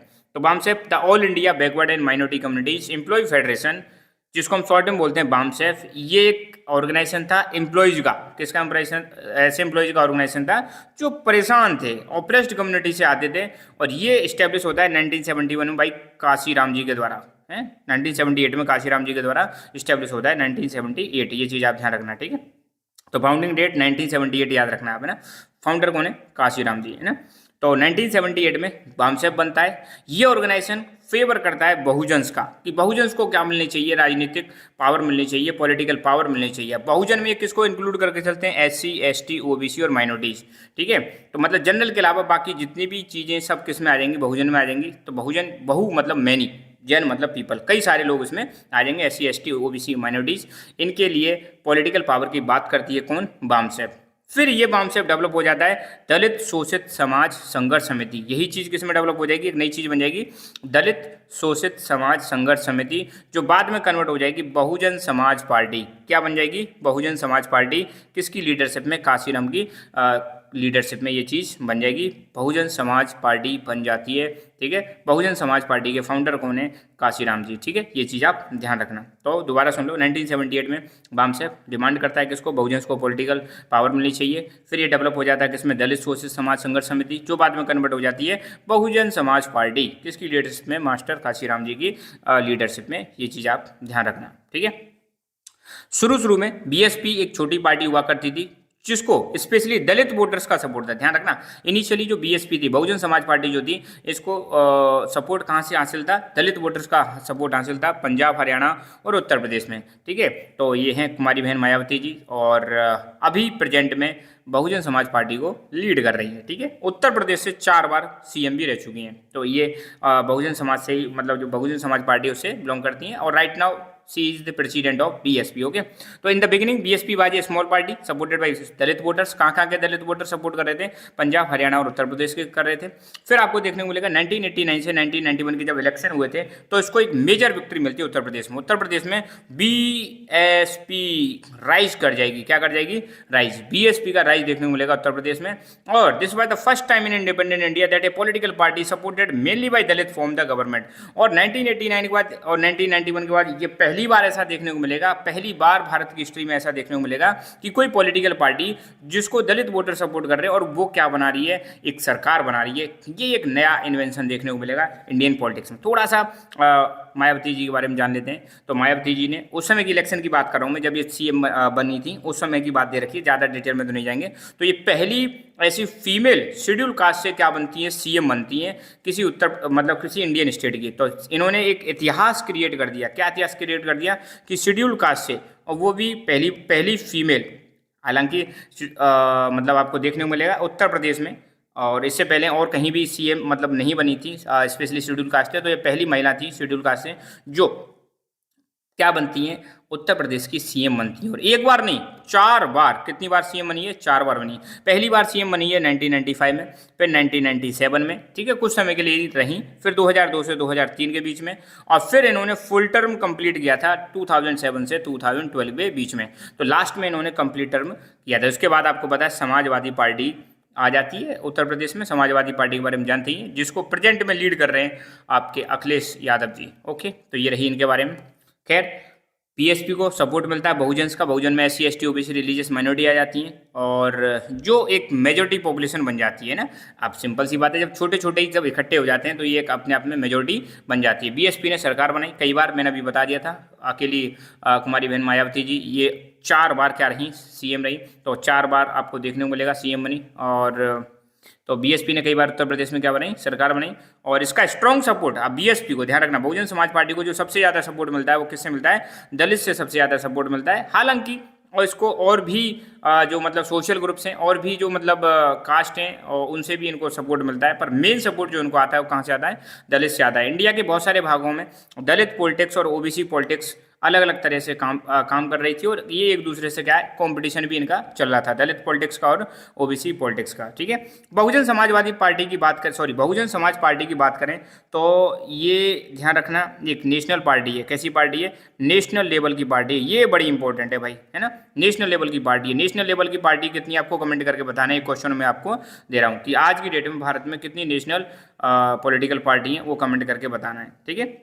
आज की डेट में लीडर कौन है इसकी, मेन मायावती जी। प्रेसिडेंट भी कौन है इनकी, मायावती। मगर फाउंडर कौन थे, इनके फाउंडर माने जाते हैं काशीराम जी, ठीक है। तो बस आज के लेक्चर में इतना ही। आई होप चीज़ें आपको समझ में आई होंगी। और अब तक आपने लकी एजुकेशन को सब्सक्राइब नहीं किया तो सब्सक्राइब करें और लकी एजुकेशन फैमिली का पार्ट बने। धन्यवाद। Hello everyone, welcome to Lucky Education. और आज हम देखने वाले हैं कम्युनलिज्म, सेकुलरिज्म एंड डेमोक्रेसी। ये एक बड़ा टॉपिक है, क्लास 12 की political science, politics of India since independence, India वाली जो बुक है आपकी, चैप्टर नंबर 9 रिसेंट डेवलपमेंट्स, इसमें ये टॉपिक है। इससे पहले के जो टॉपिक है मैं ऑलरेडी करा चुका हूँ, तो मैं आपको सजेस्ट करूंगा प्लेलिस्ट में जाकर उन चैप्टर उन टॉपिक्स को देखें, सो दैट आपको क्लियरिटी आ सके अच्छी तरह से। इसी टॉपिक के अंदर हम 3 टॉपिक डिस्कस करेंगे आज। शाहबानो केस, अयोध्या डिस्प्यूट और गुजरात राइट्स के बारे में हम डिस्कस करने वाले हैं। तो बिफोर स्टार्टिंग दी टॉपिक हमको थोड़ा सा समझना पड़ेगा कि यार कम्युनलिज्म क्या है, सेकुलरिज्म क्या है और डेमोक्रेसी क्या है। आप सब डेमोक्रेसी के बारे में जानते होंगे। इंडिया में डेमोक्रेसी है। डेमोक्रेसी एक ऐसी फॉर्म ऑफ गवर्नमेंट है जहाँ पे रूलर्स जो होते हैं, rulers are elected by the people. जो जनता होती है वो अपने रूलर्स को इलेक्ट करती है।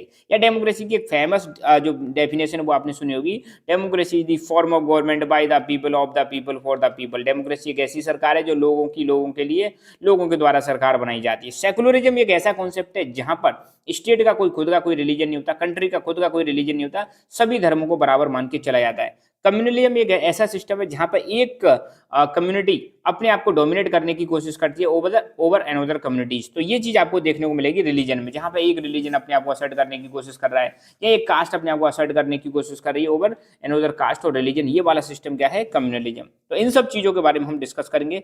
तो शुरुआत करते हैं इस चैप्टर की, ठीक है। तो कहानी कहाँ से स्टार्ट होती है, आफ्टर इमरजेंसी। इमरजेंसी के बाद कहानी स्टार्ट होती है। आप सबको पता है इमरजेंसी कब लगी थी, 1975 में इमरजेंसी लगाई थी इंदिरा गांधी जी ने, ठीक है। इंटरनल डिस्टर्बेंस के नाम पे इमरजेंसी लगाई थी। इमरजेंसी लगाई जाती है आपकी आर्टिकल 352। कौन सी इमरजेंसी लगाई थी, नेशनल इमरजेंसी लगाई थी। और आपको याद रहना चाहिए इमरजेंसी लगाने की जो पावर है वो प्रेसिडेंट के पास है, ठीक है। तो इमरजेंसी के बाद भारतीय जनसंघ, आप सबको पता है भारतीय जनसंघ एक पार्टी थी, ये मर्ज हो जाती है जनता पार्टी के साथ। और आपको ये भी पता होगा कि 1977 में जब चुनाव हुए थे, 1977 में जब चुनाव हुए थे, इंदिरा गांधी जी की बहुत बुरी हार होती है और 1977 में सरकार बनती है आपकी, मोरारजी देसाई वाली सरकार बनती है 1977 में जनता पार्टी की। तो ये जो भारतीय जनसंघ है जो 1951 में बन गया था, ये मर्ज हो जाता है जनता पार्टी में। और जनता पार्टी एक कॉलिजन था, कई सारी पार्टियों का कॉलिजन था, जिसने इंदिरा गांधी के खिलाफ क्या बनाया था, कॉलिजन बनाया था। मगर 1977 में चुनाव तो जीत गई जनता पार्टी, मगर ये ज्यादा नहीं चल पाई। 1979 में ये बिखर जाती है, टूट जाती है, ठीक है। तो ये जो मतलब भारतीय जनसंघ के जो लोग थे, इन्होंने क्या किया, ये जब जनता पार्टी टूट जाती है तो इन्होंने बना दी बीजेपी। किसका निर्माण कर दिया, बीजेपी का निर्माण कर दिया 1980 में। दोबारा ध्यान देना, 1975 में क्या लगती है, इमरजेंसी लगती है। इसके बाद इमरजेंसी लगने के बाद भारतीय जनसंघ मिल जाती है किसके साथ, जनता पार्टी। ध्यान रखना, जनता पार्टी, भारतीय जनता पार्टी नहीं। जनता पार्टी ये वही है जिसने अपनी सरकार बनाई थी 1977 में, और 1977 में कांग्रेस हार जाती है। फिर 1979 तक एक सरकार चलती है, बाद में टूट जाती है और जनता पार्टी भी बिखर जाती है। अच्छा, अब जो भारतीय जनसंघ के जो सपोर्टर थे, उन्होंने क्या किया, उन्होंने बना दी भारतीय जनता पार्टी, बीजेपी। ये वाली जो प्रेजेंट में रूल कर रही है, बीजेपी बना दी। ये जो प्रेजेंट वाली बीजेपी है, ये बनी थी 1980 में। ये चीज समझ में आ गई आपको। तो बीजेपी जो आज वाली जो बीजेपी है, जो आज की डेट में रूल कर रही है, एंड जिसको हम बोलते हैं एनडीए की सरकार। एनडीए मतलब एक गठबंधन है जिसमें बीजेपी इसको लीड करती है। तो एनडीए फर्स्ट और NDA second, NDA third, NDA four, ये सब आपने सुना होगा, मैं वीडियो ऑलरेडी ला चुका हूं। तो ये जो बीजेपी है, इसका गठन कब होता है, 1980 में इसका गठन होता है, 1980 में बनती है। शुरू शुरू में बीजेपी ने एक पॉलिसी अपनाई थी, गांधीयन सोशलिज्म। इस आइडियोलॉजी को फॉलो किया था, मगर गांधीयन सोशलिज्म ज्यादा सक्सेसफुल नहीं होता है।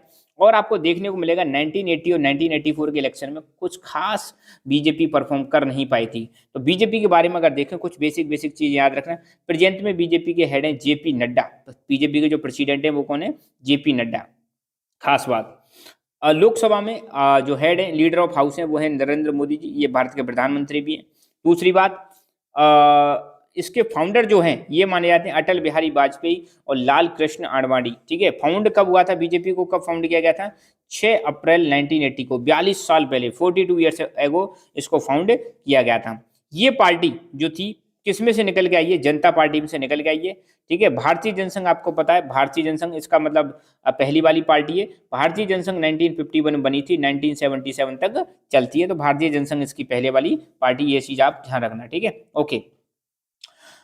आफ्टर 1986, अब आपको पता है 1986 के बाद, अब थोड़ा सा बैकग्राउंड में जाना है। 1984 में आपको पता है इंदिरा गांधी जी की डेथ हो जाती है, असैसिनेशन हो जाता है। उसके बाद आपको देखने को मिलेगा राजीव गांधी, भारत के प्रधानमंत्री कौन बन जाते हैं, राजीव गांधी प्रधानमंत्री बन जाते हैं। ये चीज भी ध्यान रखना। मगर बीजेपी शुरुआती इलेक्शंस में 1980 में और 1984 वाले इलेक्शन में कुछ खास नहीं कर पाई थी। फिर भी यहाँ पे देखने को मिलेगा, और इसकी जो आइडियोलॉजी थी गांधीयन सोशलिज्म, ये भी क्या हो जाती है, फेल हो जाती है। फिर इसने क्या किया, हिंदू नेशनलिस्ट एलिमेंट पर फोकस किया। इन्होंने कहा यार अब पार्टी अभी अच्छा परफॉर्म नहीं कर रही, तो इन्होंने, बीजेपी ने अपनी आइडियोलॉजी में क्या डाल दिया, हिंदू नेशनलिस्ट एलिमेंट को डाल दिया। और अब बीजेपी ने एक पॉलिसी अडॉप्ट कर ली है, पॉलिसी ऑफ हिंदुत्व, हिंदुत्व की पॉलिसी को अडॉप्ट कर लिया है। और इसी के नाम पर ये हिंदुओं को क्या करते हैं, मोबिलाइज करते हैं। मोबिलाइज मतलब इकट्ठा करते हैं, मतलब अपनी तरफ लेके आते हैं, यूं समझ लो। हिंदुत्व जो वर्ड है, इसका मतलब होता है हिंदूनेस, हिंदू होना, हिंदुत्व का मतलब है। और ये हिंदुत्व जो वर्ड है, इसके ओरिजिनेटर माने जाते हैं विनायक दामोदर सावरकर, या इनको हम शॉर्ट में बोलते हैं वीडी सावरकर। ये मतलब हिंदुत्व टर्म इन्होंने दिया था, विनायक दामोदर सावरकर जी ने। ये चाहते थे इंडिया एक हिंदू नेशन हो। ये क्या चाहते थे, इंडिया कैसा देश हो, हिंदू नेशन हो। मगर आप सबको पता है, इंडिया जब देश हमारा आजाद हुआ था, हमने संविधान अपनाया था, तो हमने अपनाया कॉन्सेप्ट कौन सा, सेकुलर कॉन्सेप्ट अपनाया, कि भारत एक सेकुलर देश रहेगा, जहाँ पे हर धर्म के लोग यहाँ पे रहेंगे, कोई धर्म ऊंचा नीचा नहीं रहेगा, सभी धर्मों को इक्वल प्रायोरिटी दी। इवन हमने जो फंडामेंटल राइट्स बनाए, एक फंडामेंटल आपका राइट है, right to freedom of religion, जहाँ पे हर रिलीजन को इक्वल फ्रीडम दी गई है। ठीक है, तो हिंदुत्व के जो बिलीवर्स थे, उनका मानना था कि एक स्ट्रॉन्ग देश तभी बन सकता है जब कल्चर कैसा हो, एक जैसा कल्चर हो देश का, तभी स्ट्रॉन्ग नेशन बन सकता है। ऐसा मानना था हिंदुत्व के फॉलोअर्स का। ठीक है, 1986 में आपको देखने को मिलेंगे, इस वाले टाइम पर दो डेवलपमेंट होते हैं, जिससे जो बीजेपी को क्या बना देते हैं, हिंदुत्व पार्टी बना देते हैं। पहला डेवलपमेंट था शाहबानो केस, दूसरा है अयोध्या डिस्प्यूट। शाहबानो केस और अयोध्या डिस्प्यूट, इनको थोड़ा शॉर्ट में समझेंगे, ज्यादा डिटेल में अपनी बुक में भी नहीं दे रखा और ज्यादा डिटेल में हम भी नहीं जाएंगे। ये महिला है शाहबानो, ठीक है, और ये एमपी की थी। ठीक है, और इनका केस क्या है, इनके पति ने तलाक दे दिया था, इनके पति लॉयर थे। तलाक देने के बाद आपको पता है महिला की जिंदगी वैसे ही बहुत ज़्यादा खराब हो जाती है, उनको जीने के लाले पड़ जाते हैं। कई बार ऐसा सिचुएशन देखने को मिलती है, रोजी रोटी ज़्यादा खास होती नहीं है, तो मतलब घर चलाना भी मुश्किल हो जाता है। तो महिला डिमांड कर सकती है अपने पति से कि भाई उसको मेंटेनेंस दिया जाए। मेंटेनेंस का मतलब है उसको घर चलाने के लिए, अपने बच्चों का पालन पोषण करने के लिए कुछ रुपए पैसे मिलने चाहिए। तो यहीं से मतलब शुरुआत होगी शाहबानो केस की। तो फर्स्ट वाच, अब बीजेपी कैसे हिंदुत्व पार्टी बनती है, तो पहला क्या दे रखा है, शाहबानो का केस दे रखा है। शाहबानो को केस आता है 1985 में। यहाँ पे एक 62 साल की महिला, 62 ईयर्स ओल्ड महिला, जो डिवोर्स हो जाता है, मुस्लिम वुमेन है, इनका डिवोर्स हो जाता है। इन्होंने केस फाइल किया to get maintenance from her former husband, तो अपने पुराने हस्बैंड से मेंटेनेंस लेने के लिए। अब यहाँ पे मेंटेनेंस का मतलब क्या है, इनको मतलब कुछ पैसा मिलता रहे ताकि अपना ये जीवन यापन करते रहें, कर सकें। The supreme court gave decision in her favour, तो सुप्रीम कोर्ट ने डिसीजन जो दिया था इन्हीं के फेवर में दिया। इन्हीं के फेवर में डिसीजन देने का मतलब ये कि उनके पति जो हैं, जो एक लॉयर थे, उनको मतलब इनको पैसा देना ही देना पड़ेगा। अब ऐसा नहीं है डायरेक्ट ये सुप्रीम कोर्ट में गई, अगर इनकी इस केस में आप डेप्थ में जाओगे तो शुरू शुरू में ये एक लोकल कोर्ट में गई थी, लोकल कोर्ट के बाद ये हाई कोर्ट में गई थी, और हाई कोर्ट के बाद ये सुप्रीम कोर्ट में गई थी। और हर कोर्ट में फैसला इन्हीं के पक्ष में आता है। किन के पक्ष में आता है, शाहबानो। अब इस चीज से जो है, जो ऑर्थोडॉक्स मुस्लिम थे, जो एकदम कट्टर मुस्लिम थे, वो इससे चिढ़ जाते हैं। वो कह रहे हैं यार ये तो सुप्रीम कोर्ट जो ये कर रहा है, इसने जो फैसला दिया है, ये तो हमारे मुस्लिम पर्सनल लॉ के खिलाफ है। मुस्लिम पर्सनल लॉ क्या कहता है कि तलाक देने के बाद कुछ महीने के बाद पति को पत्नी को कोई पैसा देने की जरूरत नहीं, जबकि सुप्रीम कोर्ट कह रहा है देना पड़ेगा। तो ये तो हमारे लॉ में इंटरफियर कर रहा है। कौन, सुप्रीम कोर्ट इंटरफियर कर रहा है। तो यहाँ पर ये जो लोग हैं ऑर्थोडॉक्स मुस्लिम में जो है चिढ़ जाते हैं, ठीक है। और इसके बाद आपको पता है इलेक्शन भी होने थे, तो यहां पर सरकार झुक जाती है। सरकार किसकी थी, ध्यान रखना, राजीव गांधी जी की सरकार थी। तो इन्होंने क्या किया, मुस्लिम्स को खुश करने के लिए, ऐसा माना जाता है, ऐसा कहा जाता है, इन्होंने मतलब पार्लियामेंट में इनकी मेजोरिटी थी, तो एक बिल पास करवा दिया जिसका नाम है Muslim women protection of rights on divorce act 1986, which cancel the supreme court decision. तो मुस्लिम लीडर्स की डिमांड पर राजीव गांधी वाली सरकार ने एक एक्ट पास करवा दिया, Muslim women protection of rights on divorce act 1986, जिसने सुप्रीम कोर्ट के डिसीजन को ही क्या कर दिया, चेंज कर दिया। चेंज करने का मतलब क्या है, या सुप्रीम कोर्ट के डिसीजन को नलीफाई कर दिया। मतलब अब जो पति है, मुस्लिम पति है, उसको मुस्लिम महिला को पैसा देने की जरूरत नहीं है, मेंटेनेंस देने की जरूरत नहीं है। आप एक न्यूट्रल पर्सपेक्टिव से देखो, आप रिलीजन को साइड में रख दो, तो यार एक महिला जिसका डिवोर्स हो चुका है, 62 ईयर्स ओल्ड महिला है यार, उसका जीवन कैसे यापन होगा बताओ, उसके लेवल पर जाकर देखो। खैर मैं अपना पर्सनल व्यू बता रहा हूँ, तो पैसा मिलना चाहिए, इसमें क्या बुराई है। खैर एनीवे, ये मेरे पर्सनल विचार हैं, हर किसी के अपने अपने पर्सनल विचार हो सकते हैं, और सबको आज़ादी है अपने विचार रखने की, ठीक है। तो आपके पर्सनल विचार हो सकते हैं। यहां पर ये पॉलिसी के लिए देखो, यही तो हमारे देश में समस्या है। हमारे देश में क्या है, बस धर्म के नाम पर लड़ते रहते हैं, लड़ाते रहते हैं। रियलिटी अगर देखें, रैशनली आप अगर सोचें, तो ये सारी चीजें, ह्यूमैनिटी को देखो यार, इंसान को देखो, जो सफर कर रहा है उसको देखो, वो कितनी समस्या झेल रहा है। खैर ये जो एक्शन है, अब यहाँ पे क्या हुआ, वो महिला को मतलब क्या नहीं मिल रहा है, मेंटेनेंस नहीं मिलेगा। मेंटेनेंस नहीं मिलेगा तो इस चीज का मतलब आपको देखने को मिलेगा, इस चीज को बीजेपी बहुत बुरी तरह से अपोज करती है ना। This action of government was widely criticised and opposed by BJP, many Muslim groups and many women's organisation. इस चीज को हर लोग, हर तरफ से मतलब क्या किया जा रहा है, क्रिटिसाइज किया जा रहा है। कहा जा रहा था कि सरकार ने सिर्फ मुस्लिम लोगों को मतलब अपीज करने के लिए, खुश करने के लिए ये मतलब फैसला लिया है, और सुप्रीम कोर्ट के डिसीजन को पलट दिया। तो यहाँ पर मतलब जो है आपको देखने को मिलेगा, राजीव गांधी जी की बहुत ज्यादा निंदा की जाती है, ठीक है। तो ये था शाहबानो केस, जहां पर बीजेपी इसको जोर शोर से उठाती है। दूसरा केस है अयोध्या डिस्प्यूट। अयोध्या आपको पता है यूपी में है अयोध्या में अब राम टेम्पल बन रहा है। पहले यहाँ पे एक बाबरी मस्जिद को गिराने से संबंधित केस है, ठीक है। तो दूसरा डेवलपमेंट ये हुआ था 1986 के बाद, कि फैजाबाद डिस्ट्रिक्ट कोर्ट ने फरवरी 1986 में एक डिसीजन दिया, एक ऑर्डर दिया। The court gave order that Babri Masjid premises will be unlocked so that Hindu could worship at the place because they considered it as temple। तो मतलब कोर्ट ने यहाँ पे फैसला दिया कि जो मतलब बाबरी मस्जिद का जो मतलब एरिया है, इसको मतलब अनलॉक कर दिया जाएगा, ताकि जो हिंदू लोग हैं यहाँ पे आके क्या कर सकते हैं, पूजा कर सकते हैं। क्योंकि हिंदू लोग इसको क्या समझते हैं, टेम्पल समझते हैं, इसलिए यहाँ पे पूजा की जा सकती है। और अगर कोई पूछे बाबरी मस्जिद बनाई किसने थी, तो ये चीज ध्यान रखना, बाबरी मस्जिद को बनाया था मीर बाकी। बाबरी मस्जिद को बनाने वाले कौन थे, मीर बाकी थे, और इसको बनाया था 15वीं सेंचुरी में इसको बनाया था मीर बाकी ने। और मीर बाकी कौन थे, ये मुगल एम्परर बाबर के जनरल थे। जनरल कौन होता है, सेनापति थे, उसने इसको बनाया था, किसको, बाबरी मस्जिद को। Hindus believe that it was built after demolishing A temple of Lord Ram and it is his birth place. तो हिंदुओं का क्या मानना था कि ये जो बाबरी मस्जिद यहाँ पे बनाई गई है, पहले यहाँ पे भगवान श्री राम का टेम्पल हुआ करता था, उसको डिमोलिश करके, उसको मतलब विनाश करके, उसका विध्वंस करके इसको बनाया गया है, और ये जो जगह है भगवान श्री राम का बर्थ प्लेस है, इसलिए हमें पूजा करने का अधिकार है। तो डिस्प्यूट जो है कोर्ट में जाता है, और ये कई सालों तक कोर्ट में लटका ही रहता है।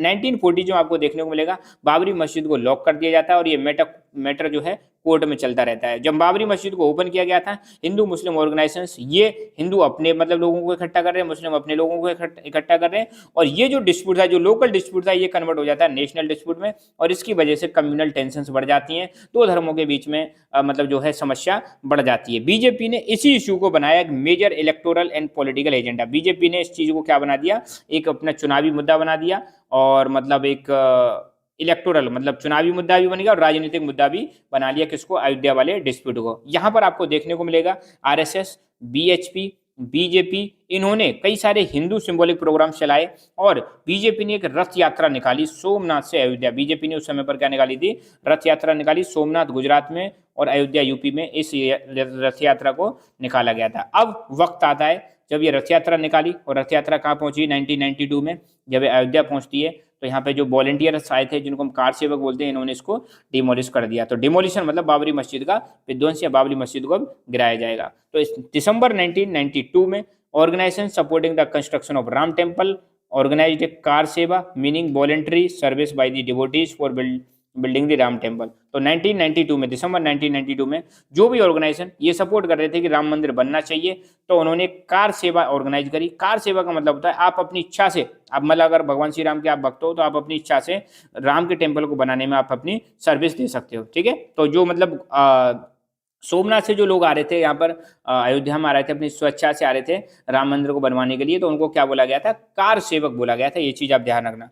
तो हजारों कार सेवक इस रथ यात्रा के दौरान अयोध्या में पहुंच जाते हैं। सिचुएशन इतनी ज्यादा गंभीर बन जाती है कि सुप्रीम कोर्ट ने यहाँ पे यूपी की सरकार को ऑर्डर दिया था, क्योंकि ये यूपी में पड़ता है, कि आपकी जिम्मेदारी है इस जगह को, इस साइट को, जो कि डिस्प्यूटेड साइट है, जो कि एक विवादित जगह है, इसको आपको सुरक्षित रखना है, यहाँ पर कोई दंगा प्रसाद नहीं होना चाहिए। मगर फिर भी 6 दिसंबर 1992 को आपको देखने को मिलेगा, अयोध्या में हजारों लोग इकट्ठे होते हैं, और इन्होंने बाबरी मस्जिद को क्या कर दिया, डिमोलिश कर दिया, बाबरी मस्जिद को गिरा दिया। अब गिरा दिया तो क्या होगा, भड़क गया मामला, यहाँ पे हिंदू मुस्लिम भिड़ जाएंगे, और वही सीन देखने को मिलेंगे जो 1947 में आपको पार्टीशन के दौरान देखने को मिले थे। तो ये जैसे ही न्यूज पता चली कि भैया बाबरी मस्जिद को गिरा दिया गया है, तो आपको देखने को मिलेगा ये न्यूज जो है पूरे देश में फैल जाती है, और देश के अलग अलग भागों में हिंदू मुस्लिम क्लैश देखने को मिलेंगे, हिंदू मुस्लिम आपस में एक दूसरे से भिड़ने लग जाते हैं, ठीक है।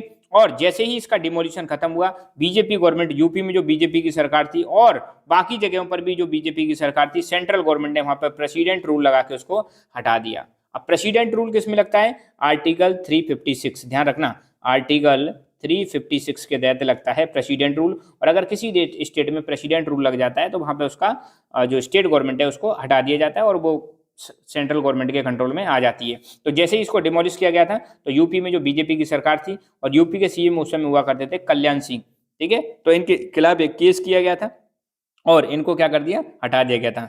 बीजेपी ने ऑफिशियली मतलब इस इंसिडेंट के लिए मतलब अपनी खेद व्यक्त किया, रिग्रेट व्यक्त किया, और सेंट्रल गवर्नमेंट ने इसकी जांच के लिए एक कमीशन भी बना दिया कि इसको क्यों गिराया गया, उसके लिए कमीशन बना दिया। इसके बाद आपको देखने को मिलेगा कई सारी पॉलिटिकल पार्टी ने ये जो घटना हुई थी इसको कंडेम किया, इसकी निंदा की, और बोला कि ये जो मतलब घटना है ये बिल्कुल सेकुलरिज्म के प्रिंसिपल के खिलाफ है। हमारे देश में, हमारे संविधान में लिखा हुआ है कि इंडिया एक सेकुलर देश है, हम सेकुलर प्रिंसिपल्स को मानते हैं, मगर ये जो घटना है ये इनके प्रिंसिपल्स के खिलाफ है। यहाँ पे एक रिलीजन जो है मतलब पर्टिकुलरली अपने आप को डोमिनेट करने की कोशिश कर रहा है। Country face the same situation, ये जो सिचुएशन 1992 में आई थी, जहाँ पे हिंदू मुस्लिम आपस में एक दूसरे से भिड़ने लग जाते हैं, यही सिचुएशन हमने देखी थी कब, पार्टीशन के जस्ट बाद में। तो लोग जो है सेकुलरिज्म पर दोबारा से बात करने लग जाते हैं, और रिलीजियस सेंटीमेंट को इलेक्टोरल पर्पज के लिए यूज करने लग जाते हैं। ये रही कहानी अयोध्या डिस्प्यूट की। अब हम देखेंगे गुजरात राइट्स, गुजरात के दंगे जो 2002 में हुए थे गोधरा स्टेशन पर, गुजरात कांड के बारे में हम देखेंगे। तो फरवरी मार्च का टाइम है 2002 में, बहुत बड़े स्केल पर आपको देखने को मिलेगा। गुजरात में जो गोधरा स्टेशन है यहाँ पे वायलेंस देखने को मिलता है, बहुत बड़े लेवल पर यहाँ पे हिंसा देखने को मिलेगी। एक बोगी आ रही थी कार सेवक की, बोगी मतलब होता है ट्रेन का एक डिब्बा आ रहा था कार सेवक का, अयोध्या से लौट रहा था, और गोधरा स्टेशन पर क्या किया जाता है, यहाँ पर इस बोगी में आग लगा दी जाती है और इस दौरान 57 पीपल जो हैं मर जाते हैं आग के दौरान। अब इस घटना के पीछे ऐसा सस्पेक्ट किया जा रहा था, ऐसा अनुमान लगाया जा रहा था कि मुस्लिम्स इसके पीछे हैं, ऐसा सस्पेक्ट किया जा रहा था। इसलिए मुस्लिम्स को क्या किया गया था, अटैक किया गया और बड़े स्केल पर मतलब गुजरात के कई भागों में हिंसा भड़क जाती है। तो ये कहानी किसकी है, गुजरात के राइट्स की। ध्यान रखना क्या होता है, फरवरी मार्च 2002 बहुत लंबा वायलेंस देखने को मिलेगा, बहुत बड़ा वायलेंस देखने को मिलेगा। नॉट ओनली गुजरात के एक जगह पे नहीं, कई जगह पर देखने को मिलेगा। और हुआ क्या था, एक बोगी आती है कार सेवक की, कार सेवक मैंने बताया था जो वॉलंटरी अपनी खुद की इच्छा से राम मंदिर बनाने के लिए गए थे, उनको कार सेवक बोला गया था, या उसमें सर्विस देने के लिए गए थे, ठीक है, सेवा करने के लिए।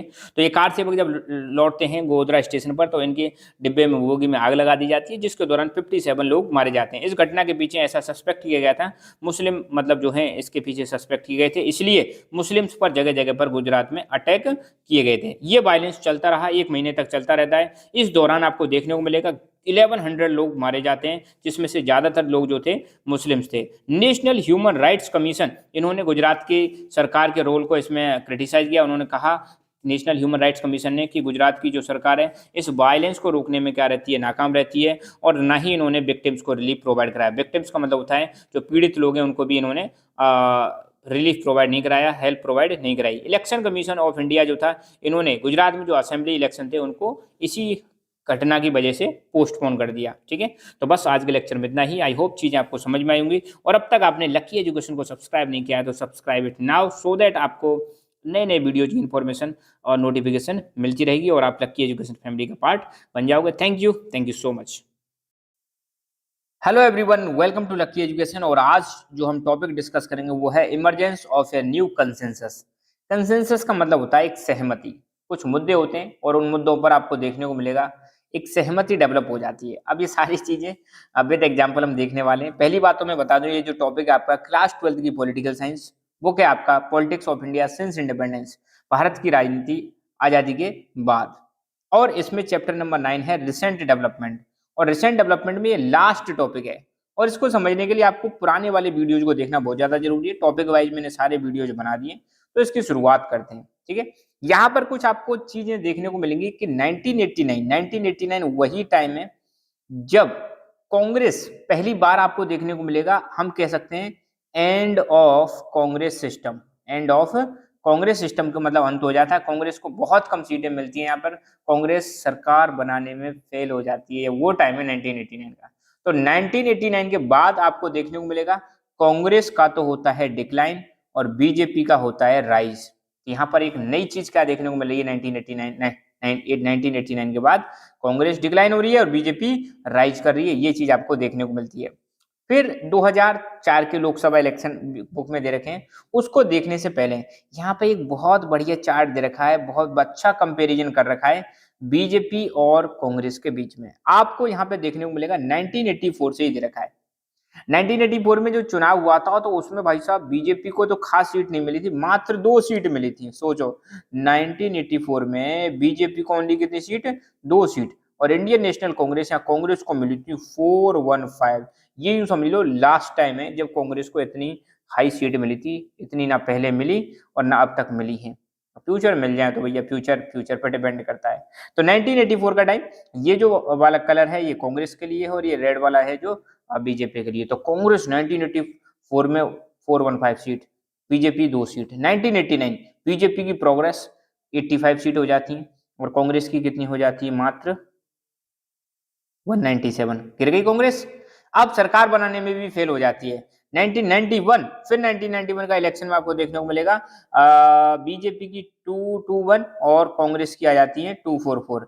ये पूछेगा नहीं कोई आपसे, पर आप देखो यहाँ पे आपको देखने को मिला है। फिर 1996 बीजेपी की 160 कम हो जाती है, कांग्रेस की भी कम हो जाती है। 1998 बीजेपी की 182 और कांग्रेस की 141। 1999 बीजेपी की 182 बराबर सीट रहती है और कांग्रेस की 114। 2004 में देखने को मिलेगा लगभग बराबर से ही है, और यहाँ पर बीजेपी की 1838 है और कांग्रेस की 145 है। 2009 बीजेपी की 116, कांग्रेस की 206, और 2014 यहाँ पे बीजेपी की 282 और कांग्रेस की मात्र 44। बहुत कम सीट रह जाती है। और 2019 जो रिसेंट इलेक्शन हुआ था 17th लोकसभा वाला, यहाँ पे बीजेपी को 303 सीट और कांग्रेस को 52।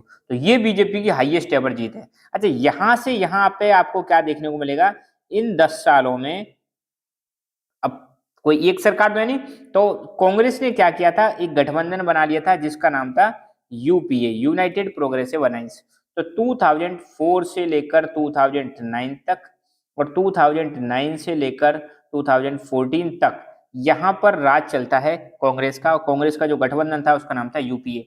यूपीए तो ये पहली वाली तो हम बोल सकते हैं यूपीए फर्स्ट, और दूसरे वाले को हम बोल देंगे ये वाली को यूपीए सेकंड। तो यूपीए की सरकार कब से कब तक चलती है, 2004 से 2009, ठीक है। अच्छा, फिर 2014 से 19 के बीच में आपको पता है एनडीए थर्ड, कौन सी सरकार आ जाएगी, एनडीए की थर्ड वाली आ जाएगी, और 19 से 2014 के बीच में अब चल रही है एनडीए फोर सरकार चल रही है, ठीक है।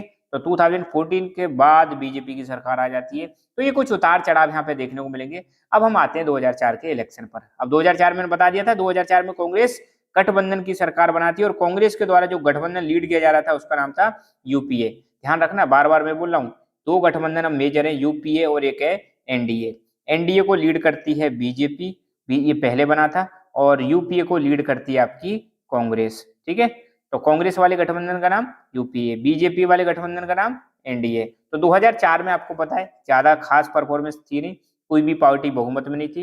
यहाँ पे बीजेपी को 138 आ रही है और कांग्रेस को आ रही है 145, और आपको पता है मैजिक नंबर क्या है, 272। मतलब 272 से ज्यादा जिसकी भी सीट आएंगी वही मेजोरिटी वाली सरकार बनाएगा, नहीं तो फिर कोलिजन की सरकार बनानी पड़ेगी। तो 2004 में कोलिजन की सरकार बनी थी, गठबंधन की सरकार बनी थी, और इस गठबंधन का नाम था यूपीए, जिसको लीड कर रही थी कांग्रेस, ठीक है।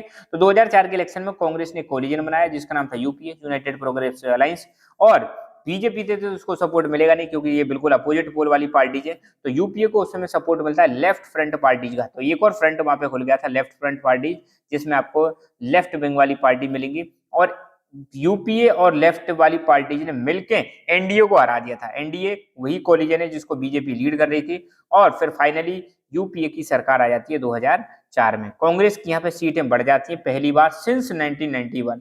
1991 कहाँ, ये देखो भैया, कांग्रेस की सीट कितनी, 244, 140, 141, 114, 145। मतलब अब धीरे धीरे मतलब यहाँ पे देखने को मिलेगा 1991 के बाद यहाँ पे धीरे से हल्की सी सीट यहाँ पे बढ़ी है, और कांग्रेस अब देखो यहाँ पे थोड़ा सा मतलब रिवाइवल देखने को मिलेगा, हल्का सा रिवाइवल कांग्रेस का देखने को मिलेगा।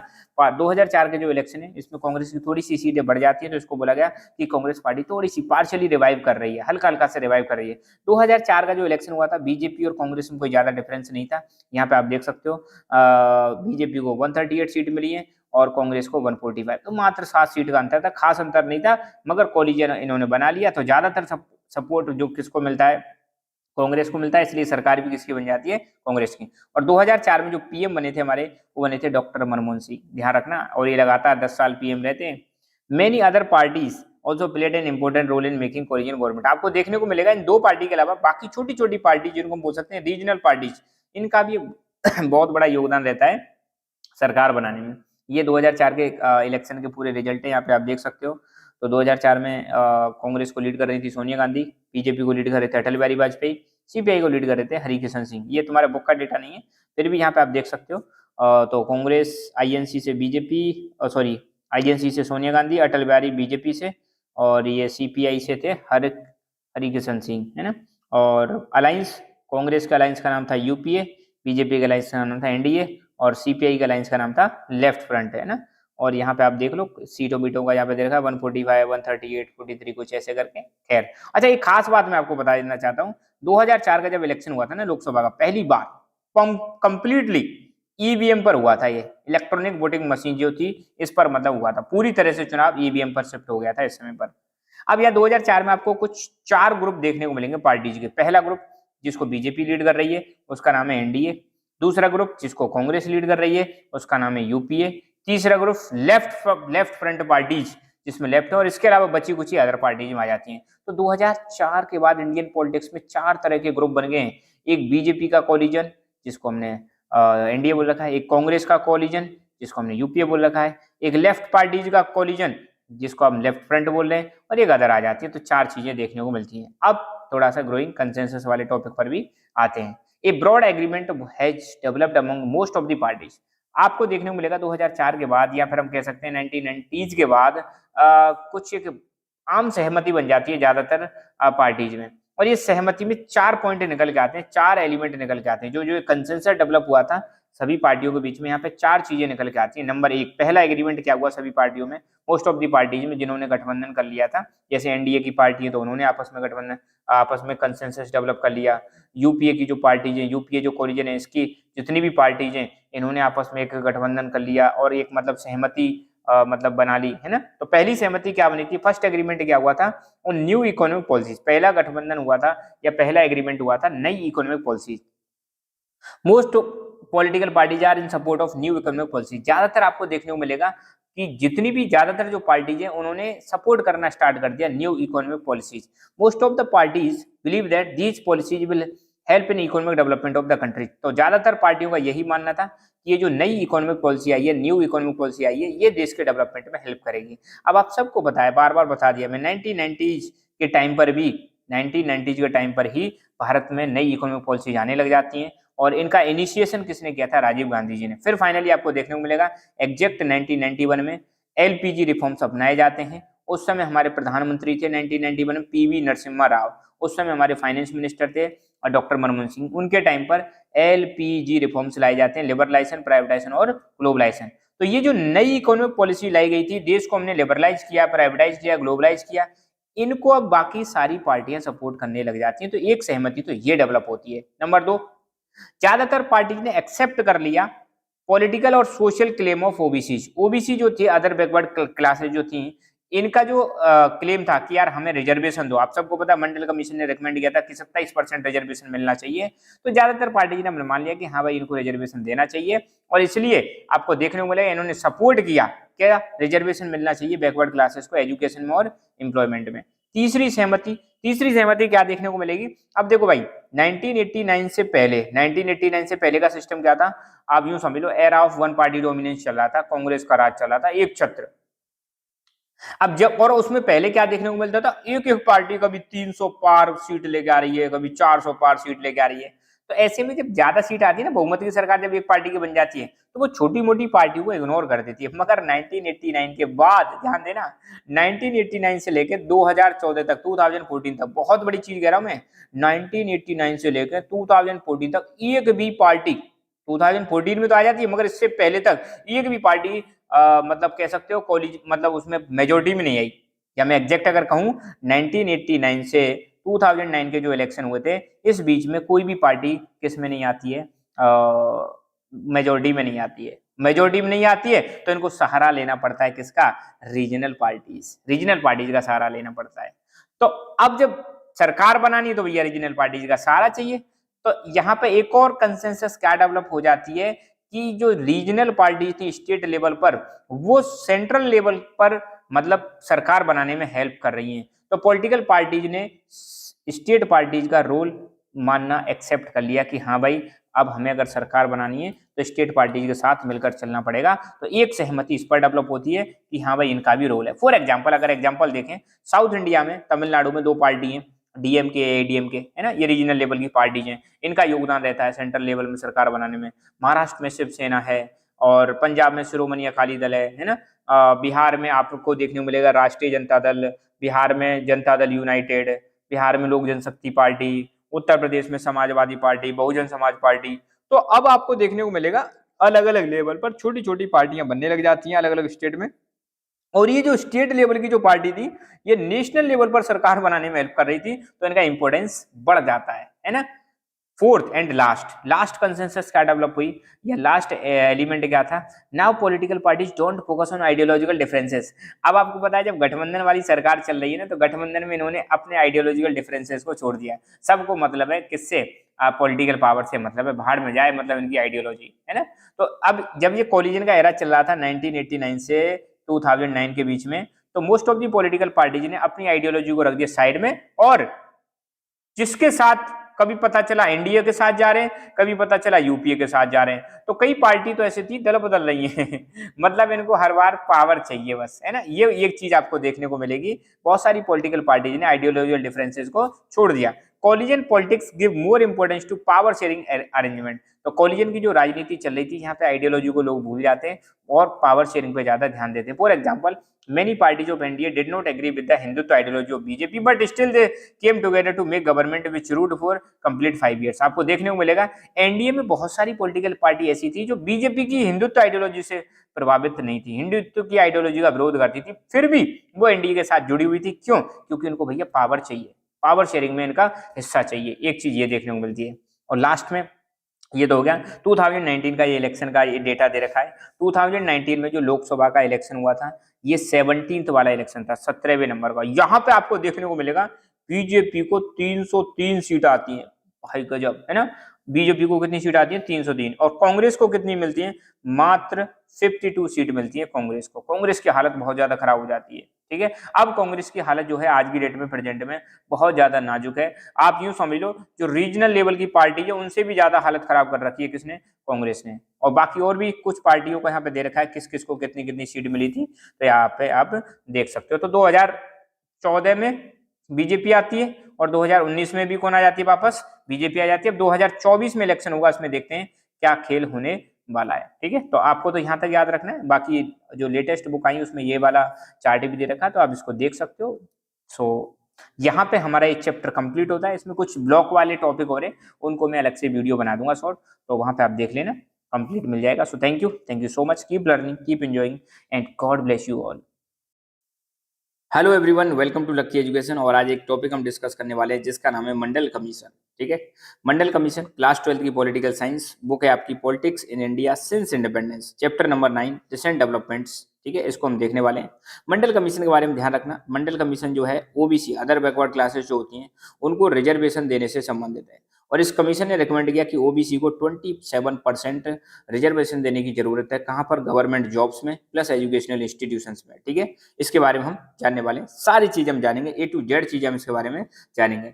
मंडल कमीशन को जानने से पहले अगर हम थोड़ी साउथ की हिस्ट्री देखें, साउथ में देखें तो ओबीसी जो है, या हम कह सकते हैं अदर बैकवर्ड क्लास जो है, अदर बैकवर्ड क्लास को 1960s में ही साउथ वाले जो स्टेट है वहां पर मतलब आपको देखने को मिलेगा रिजर्वेशन दे दिया गया था, है ना। और नॉर्थ वाले जो स्टेट थे वहां पर ओबीसी के लिए कोई रिजर्वेशन का प्रोविजन नहीं था। ये चीज आपको ध्यान रखनी है।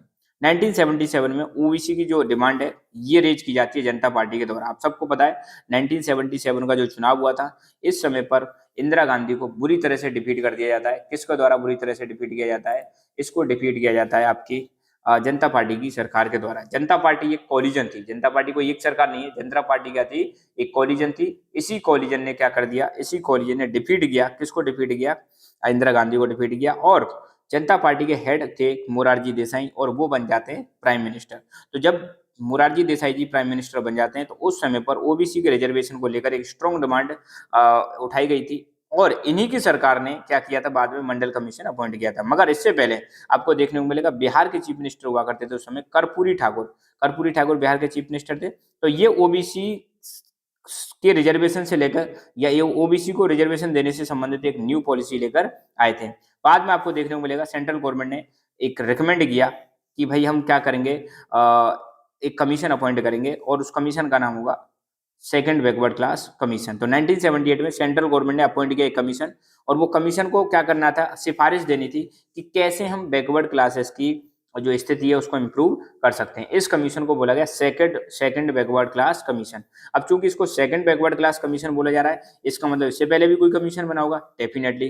तो 1953 में आपको देखने को मिलेगा पंडित जवाहरलाल नेहरू जब भारत के प्रधानमंत्री थे, उस समय पर प्रेसिडेंशियल ऑर्डर के द्वारा 1953 में, जनवरी 1953 में एक कमीशन बनाया गया था काका कालेलकर के अंडर में, या काका कालेलकर की चेयरमैनशिप में। इसको बोला गया था फर्स्ट बैकवर्ड क्लास कमीशन। तो ध्यान रखना, फर्स्ट बैकवर्ड क्लास कमीशन किसके अंडर बने था? काका कालेलकर।